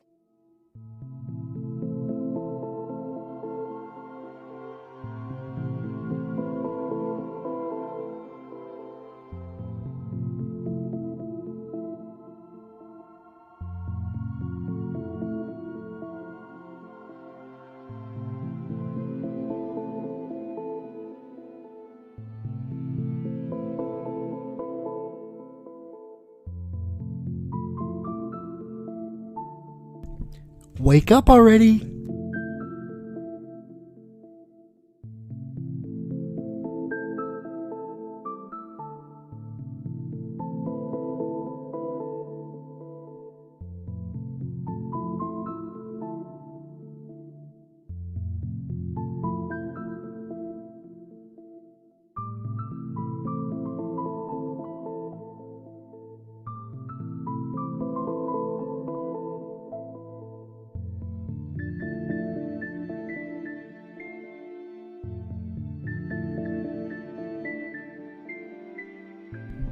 No, this ain't a joke. This is the days you're living in.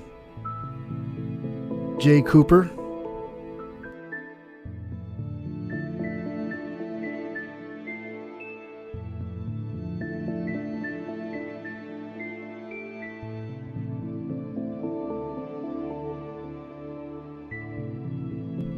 Little Alice through the looking glass there.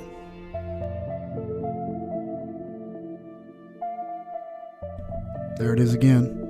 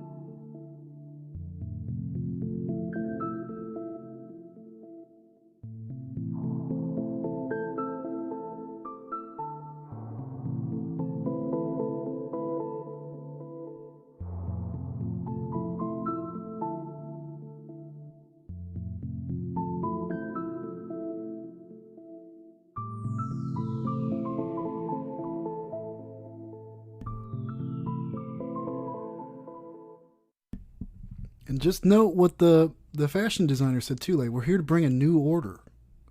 They use all the key phrases. The clothing has new order on it. They got pentagrams all over, and they're trying to push like this gender neutral upbringing. And a lot of these stars too, when you start to look at it, they raise their kids like that. Anyway, the reason why I brought it up is because Elliot Sundner, that's Sting's daughter, who Sting is a, from what it looks like a masterful magician, frankly, from what I've looked at in the archive anyway. But they identify as gender neutral today, and they throw up all the signs too. This is her. It doesn't look looks like a very, very hurt person. Like someone who, I mean, I'm just saying it. It's just kind of like walking through life. Here they are again. I'm not sure. I mean, I don't know. They actually are like, they don't identify as a gender. Like I get from what I can see, I get like a boy kind of taking on the attributes of a woman.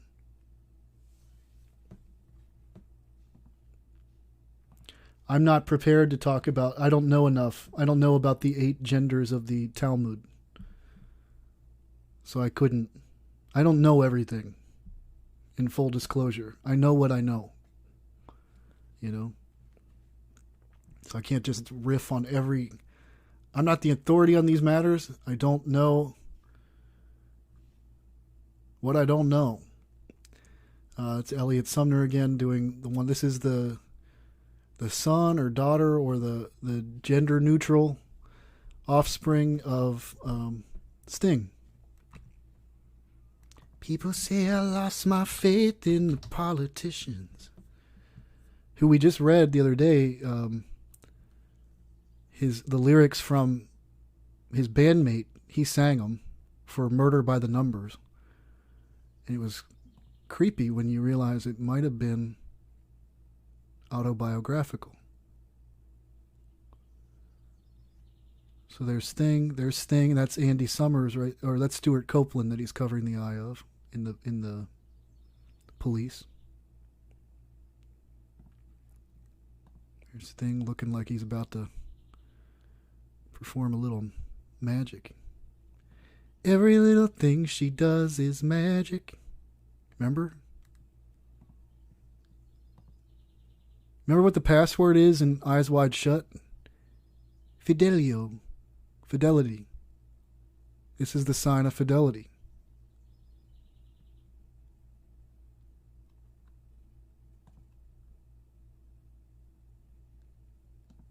And of course, hanging out outside the police hanging outside the Aztec pyramids.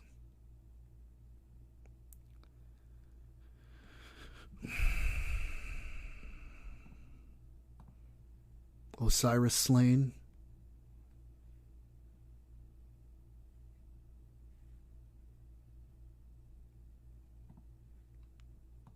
Penalty. You might pay a penalty.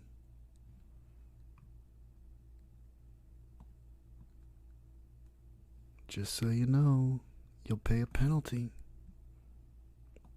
Might get your tongue split.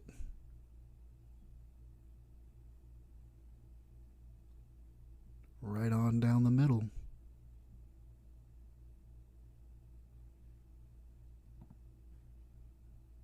Little hidden hand. And it just so happens that now we live in an age where Celine Dion is helping to push a gender-neutral clothing line, where Desmond, the amazing Desmond, let's go look at that, is being presented as the this is normal. And here's the amazing Desmond as a young boy putting up a pentagram over his eyeball.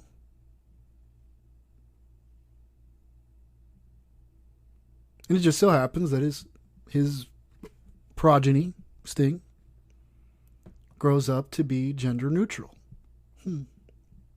Starting to think there actually is, at the very bottom of this so-called rabbit hole, as people have been pointing out to me, there is at a minimum, very much so well, let me go, let's watch something else real quick. Again, these videos are very instructive, I would hope.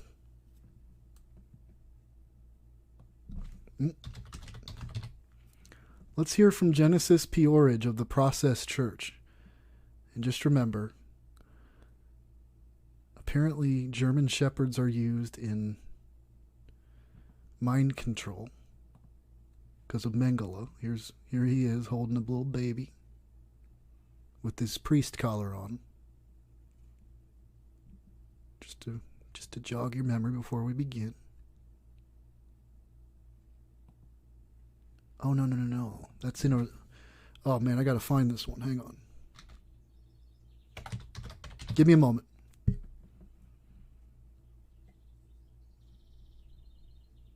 I think it's this one.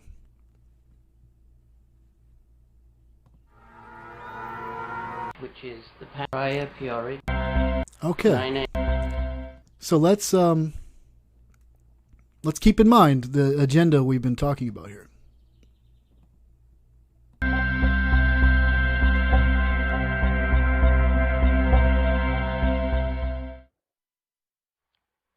My name is Genesis Briar Peorage. I am one half of Briar Peorage, which is the Pandragine. The positive androgyne is the future of the human species. We live in a world where the environment is very modern and our behavior is prehistoric. Until the human species changes, which includes its body, we will not survive. So it is our job to encourage people to evolve. That's what we're doing. You should too.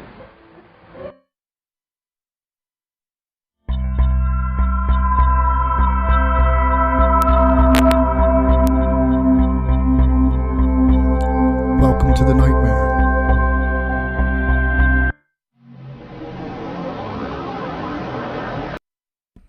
That was from a YouTube channel, William Ramsey Investigates.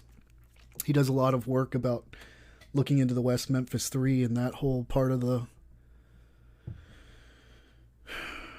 rabbit hole. So it does start to indicate, when you hear even her say that, him, Genesis Peorage, him, her, I don't know, the positive androgyne, as they would say. Like that, we're literally trying to create this. We're promoting it. We're looking to promote it. And that's exactly what you see being promoted today. And more people are just, I mean, my goodness. Growing up, all I ever heard was like, most girls are bisexual, you know? And everybody has a homosexual tendency in them. You know, I'd hear that. You probably have too. You've heard that before from people. And I was like, yeah, no, I'm not. I really don't have any kind of homosexual leaning in me. Never really considered bisexuality or anything. But yeah, I found that, and it is interesting that sometimes when I'm looking at some of these celebrities, I'm not saying it's all, but you do start to wonder. You do start to wonder at times. That I have noticed. Like, let's go look at Patti Smith for a second again. She was Patti Smith. Let me go look her up. Patti Smith was kind of like a punk rock musician, well known, kind of in the 70s and 80s. She's in the Rock and Roll Hall of Fame, right? And as I was going through her archives, because I was finding her throwing up a lot of different symbolism. In fact, let me see if I can find, I might have saved some of them. No, I didn't save the ones that but just as an example, I'm just using her as an example, right? Because never has come out as being transgendered or anything. Unfortunately, I've seen this person topless, because as you're looking through, there's one eye on her shirt there. But it's interesting. Like, she kind of does honestly have kind of like a manly look to her, and she's like standing in front of a urinal for the photo. That's kind of weird too, right? And then I'm sorry if we do encounter this. I hope we don't. Please put your legs together, man. Like, they do that all the time, too. But just as I went through, kind of found this manly kind of vibe, right? And especially as she got older, somebody said, "You're wrong, definitely a woman," and all. I just, knowing what their agendas are, knowing how weird, like the what a situation we seem to be in today. Like, I don't know. It doesn't matter. It ultimately doesn't matter to me. Like, I don't hate this person at all in any way. I'm learning things as I go along. You got Joan Jett, another well-known. And as I was looking at her archives, let's see if we can find one.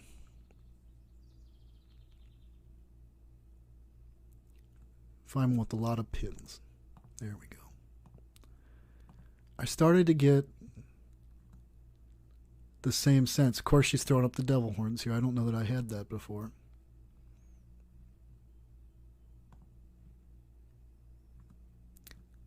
But a lot of times very feminine looking in some, and then in others, I felt like I was looking at a man dressed up as a woman or looking like a woman. I'm just keeping it real. So let's see if we can find what I'm looking for here, what I'm talking about.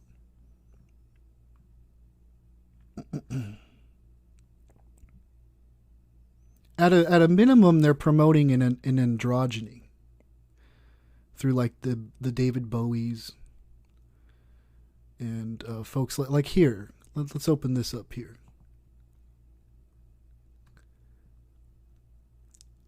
Let's get even further in.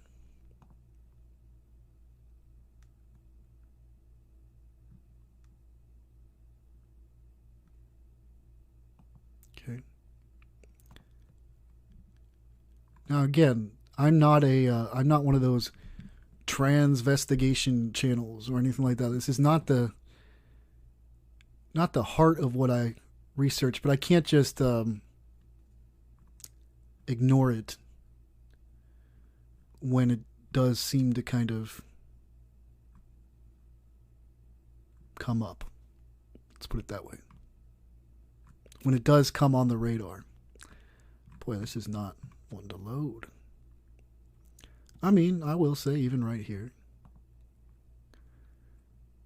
Now, feminine, but also, not one of the better examples, but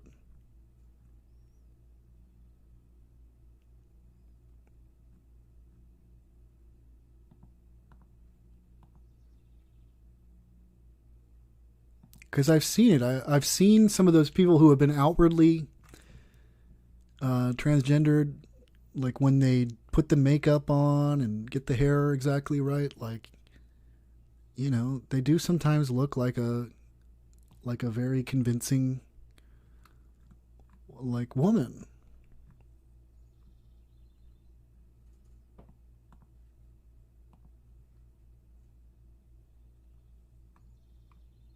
Again, I'm just not even this. Whatever. I don't want to analyze it too much. I'm not gonna comment. I'm just sort of in the context of what we're talking about. Here you go. Okay. And over again, as I went through these archives, I just kept kind of, even this person who's a part of her band in the middle here, and the woman, I think, in the back. Let's see if we can get the good resolution here. Like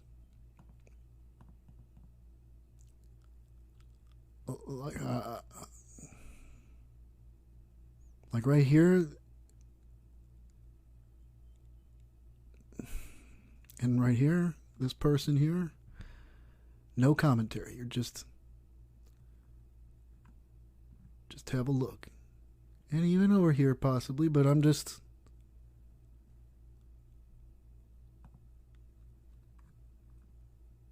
Let's see if we can find any more.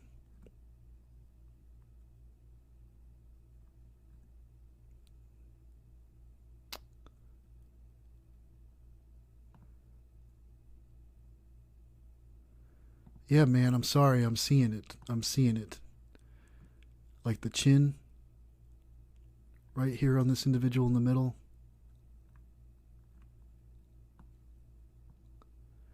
It looks to me like 3 men dressed up as women. That's just me. Just keeping it real. That's what it looks like to me.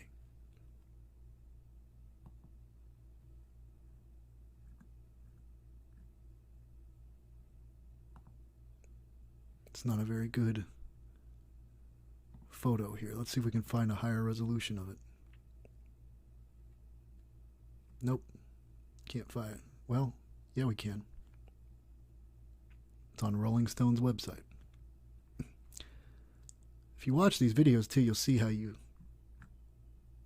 tips if you pay attention on how to find the best resolutions of video of photos if you want to, that kind of thing. Here you go.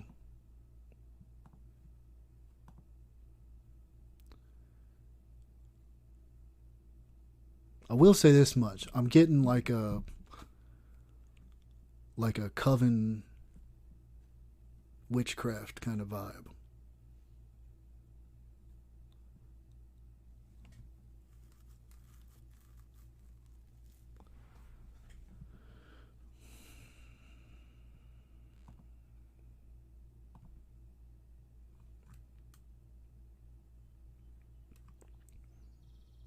Like, here you go again. Like, just kind of getting like the Genesis Peorage positive endogyne. And a darkness. Like, these are the kind... look, man, I'm just keeping it real with you guys. Like, these are the kind of, like, looks and faces of, like, what I would imagine...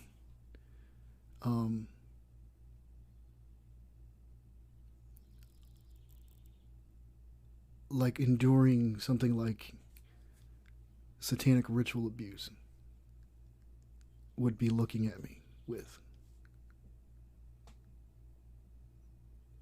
Yeah, this pic is real. They're all real, man. It's time to wake up, folks. People are like, this pic is real. These pictures are real.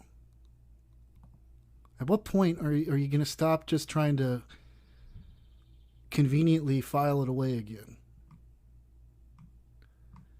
The looks there in those eyes were like, I would murder you. I would like to kill you.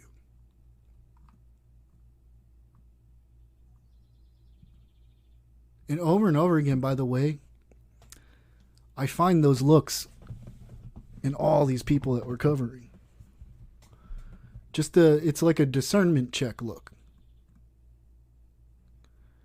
Where it's just like, wow, you're really there's a coldness there. But again, they do have breasts. They have breasts. They may even not have,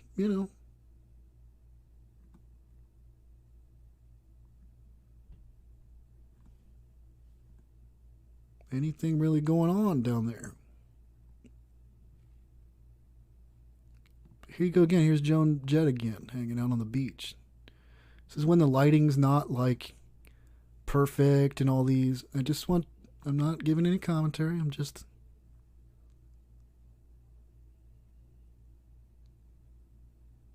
not trying to lead you to see things that you don't want to see in a picture.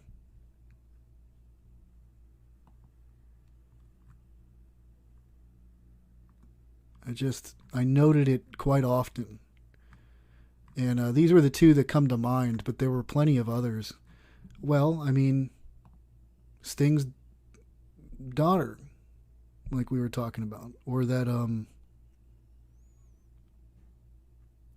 Gainsbourg, is that their name? Hang on. Yeah. You remember how I was showing this in the other video? Like where this is Charlotte Gainsbourg and her father Serge Gainsbourg, who was like a musician in France, who they did a duet together with the theme of incest, right? And like it's their name is Charlotte Gainsbourg. And let's go find Charlotte Gainsbourg to see what I'm talking about here a little bit.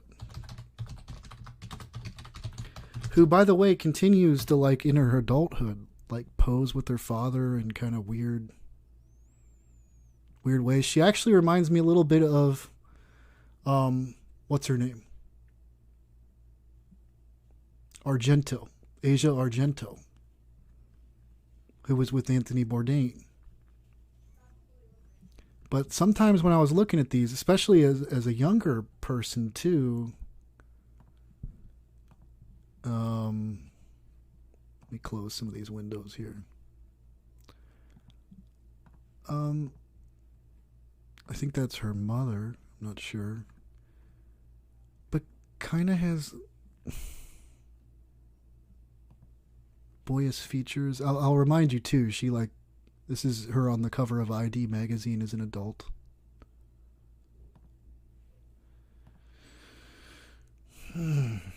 Here she is right around the time when her father is having her do an incest song duet with him.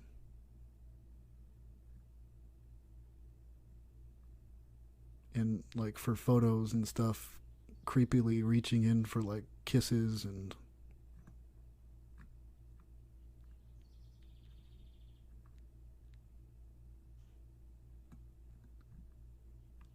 here you go. Here she is with her dad again. It gets weird. It gets so weird, man.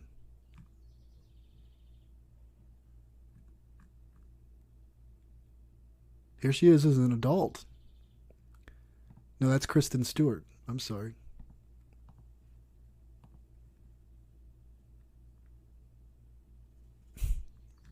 So bizarre. I started to, I like couldn't continue researching him and her for a while the other day. Here, like it just, like nobody knew, really. Nobody knew something was really wrong here.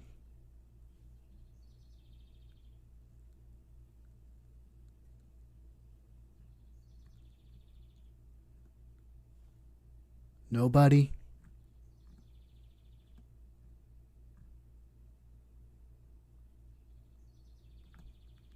Like, look at her. Is that her as a kid? Is that her as a kid?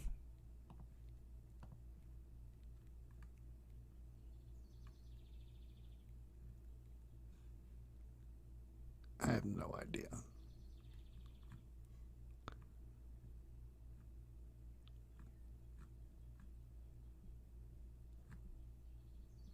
Oh, man, it's quite like some of these examples are quite the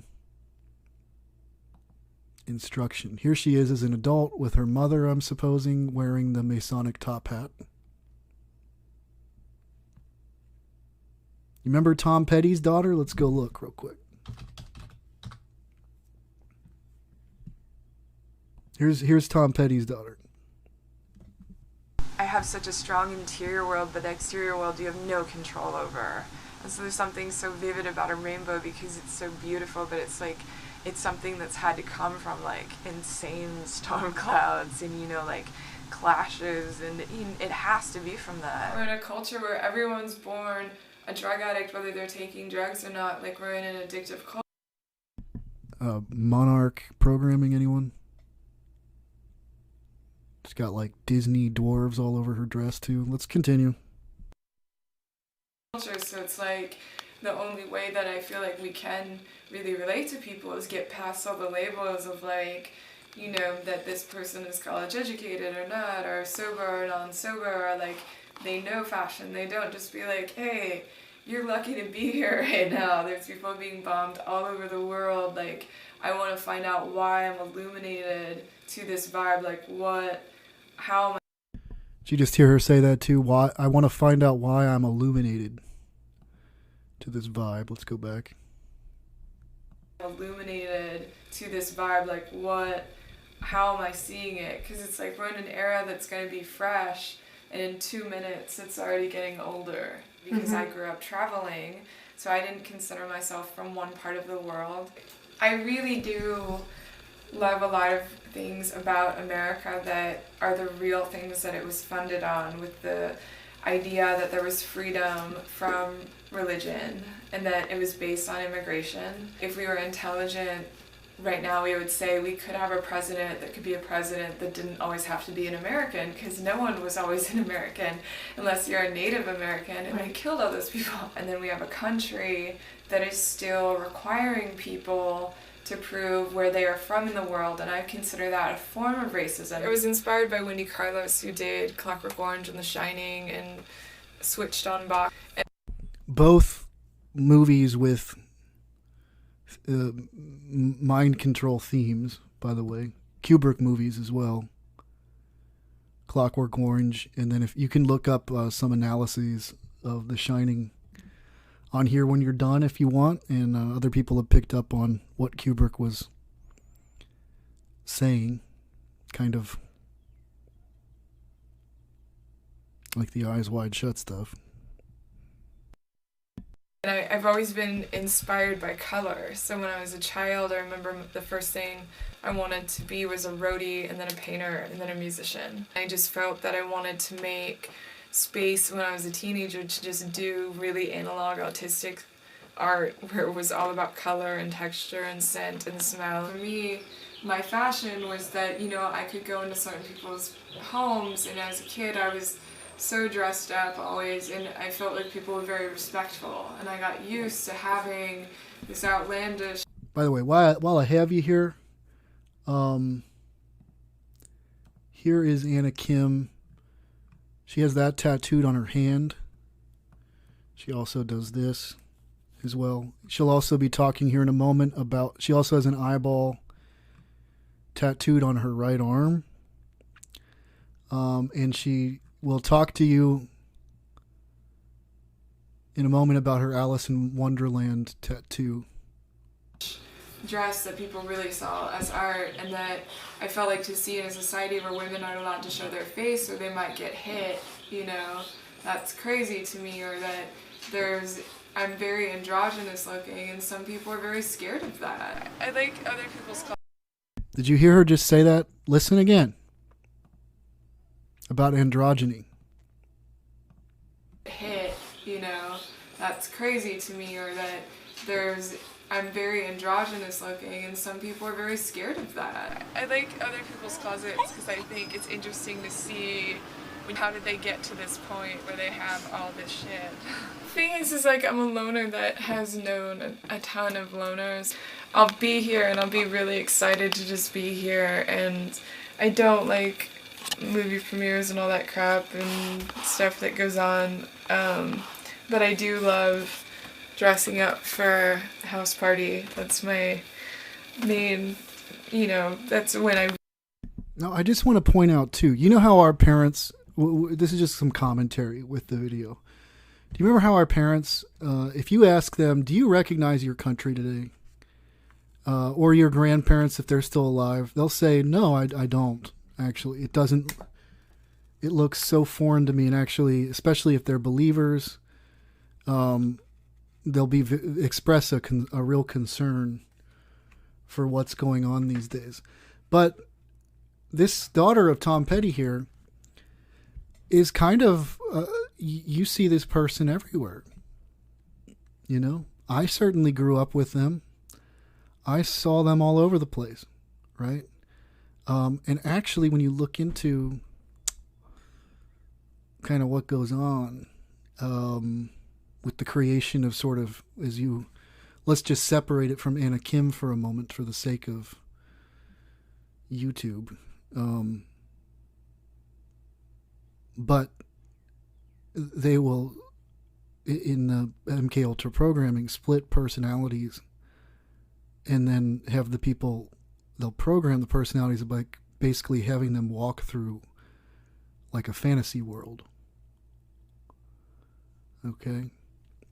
And let me ask you, have you noticed that there's like this generation of women that like to draw in coloring books to control their anxiety, who dye their hair turquoise or purple or green or yellow, men too, who seem to have severe drug addictions,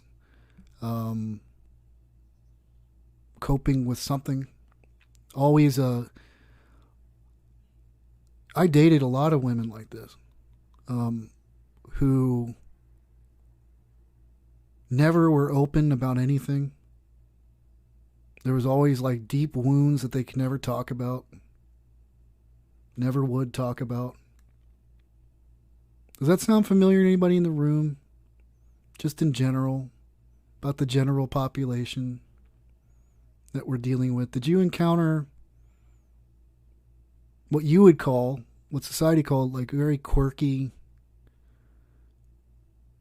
artistic, inventive people? And then ask your parents, like, and your grandparents, like, were these people around in their day? No. Not so much. It just seems to be commonplace now. You just walk down the street and everybody's got like a sleeve full of tattoos. Their hair is all dyed up. You get to know them a little better. They got some Alice in Wonderland tattoos. You know, they post a lot of Alice in Wonderland stuff to their Facebook or Instagrams. White Rabbit stuff that they throw up. A lot. Is this ringing a bell for anybody at all? They go to the Comic Cons. They're very into, like, they're grown adults just obsessed with like childhood themes and that kind of stuff. Somebody said, yup, it's trendy. Well, there's a reason why it's trendy, in my opinion. Somebody said in the room, it's trendy. It's trendy because we're living in we're now bearing the fruit, the very strange fruit, as Billie Holiday might say, of years and years and years of some really dark stuff going down. Really love being dressed up and being at home and being like an ornament. I got this at Alexander McQueen and it was on sale, and they had said that no one was really buying it, which I thought was interesting, that nobody was buying a rainbow outfit like this, and I had been thinking about it for like a year and a half, and they still had one that was severely marked down, and I made a deal with the devil to not eat much. Did you just hear that? And just get this. Did you just hear that too? That nobody was buying a rainbow outfit like. She says she made a deal with the devil to lose some weight. Just casually, just throwing all these strange themes out here, all in one little ditty for us all to kind of look at and pick up on what's being, what is Adam trying to get at here? What am I trying to say? This, and I had been thinking about it for like a year and a half, and they still had one that was severely marked down, and I made a deal with the devil to not eat much for a couple months and just get this dress. This dress is a cobweb dress that I found in Hollywood, and I feel like it reminds me of all the things I love about living in Los Angeles, that you can find these like insane pieces that you know had to belong to somebody that you would have loved to have hung out with, but you're never going to meet them. Bought it because I still was interested in that I live in a gun country. I think it's kind of funny. So here's is my gun dress, Betsy Johnson.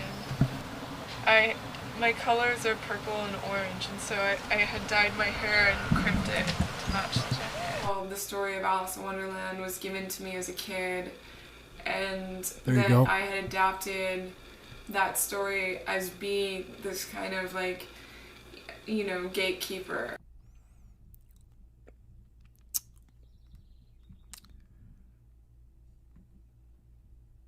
This is like the guy, this is like the girl I dated before my weird demonic gang stalking began, who was absolutely obsessed with Alice in Wonderland.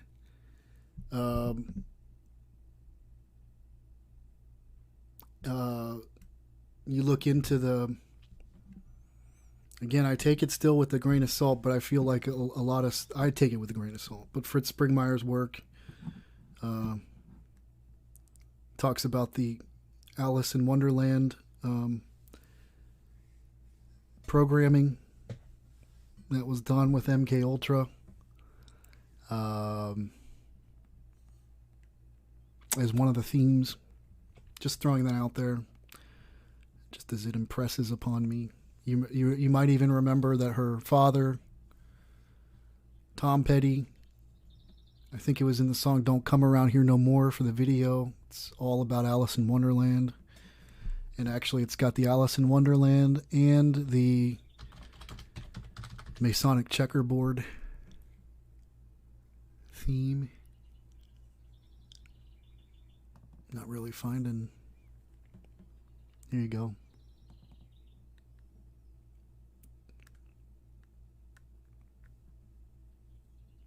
This is from that video.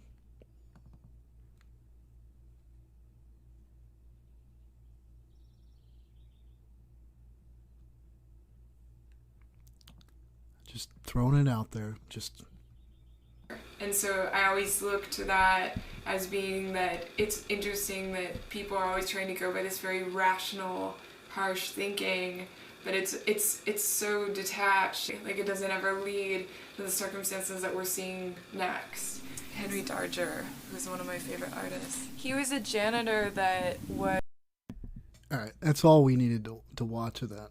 But again, I remind you too about Tom Petty, her dad. You know, she's throwing up, she's got eyeballs tattooed on her hand, you know, on her arms. You know, here's their dad doing Osiris Risen, which again, you see right over here in the OTO. Thelemic Magic, Crowley's Religion. Here you see him putting up a couple V typhoons over his eyeballs.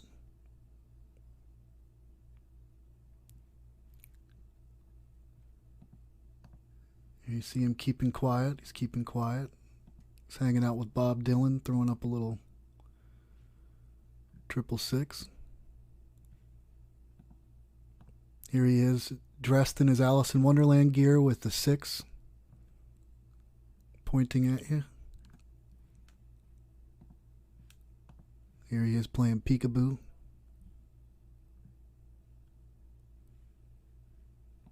And here he is again. Look at that. Read that right there. Petty. Signs of success.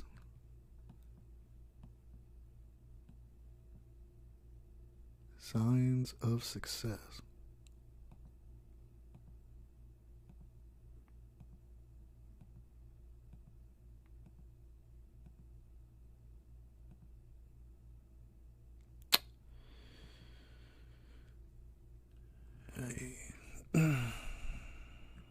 So that's gonna be it for today, guys. I can't keep doing this right now.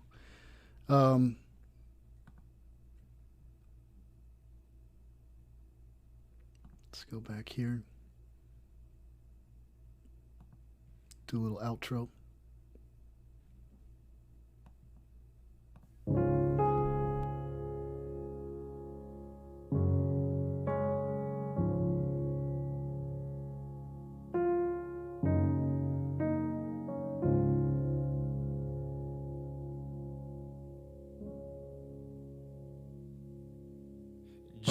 Jesus, you're my heart's first love, and you've been holding on to me. You once were the air I breathed, still my heart to remember. And Jesus, Yeah, somebody asked in the room, that's Hillsong United. Those are group members.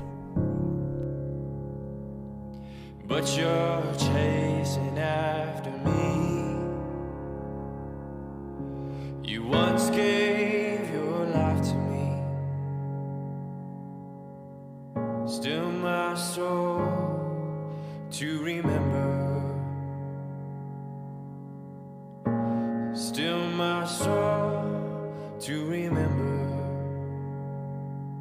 Your oceans wave without thinking, your mountains rise without knowing, your rivers run without needing to know where they are going.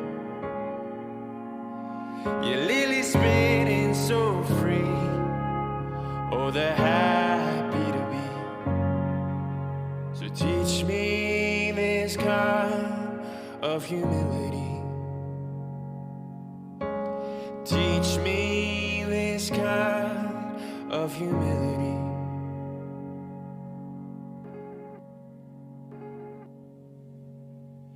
Jesus, I am struggling. Lord, I'm struggling to see. I'm doubting your provision.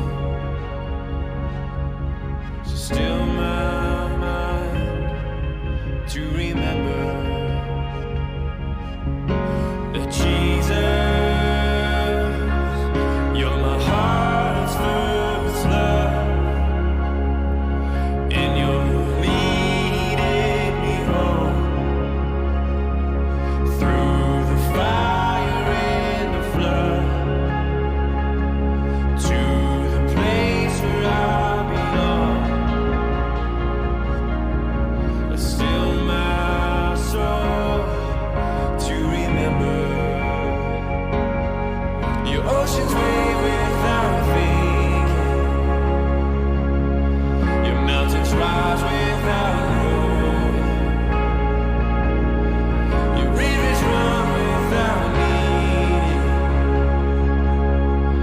to know where they're going. Your lilies spinning so free, they just happen to be. Teach me this kind of humility.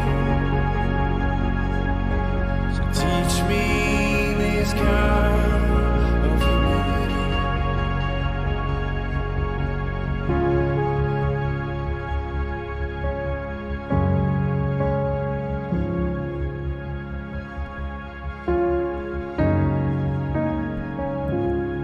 These were the days prophesied.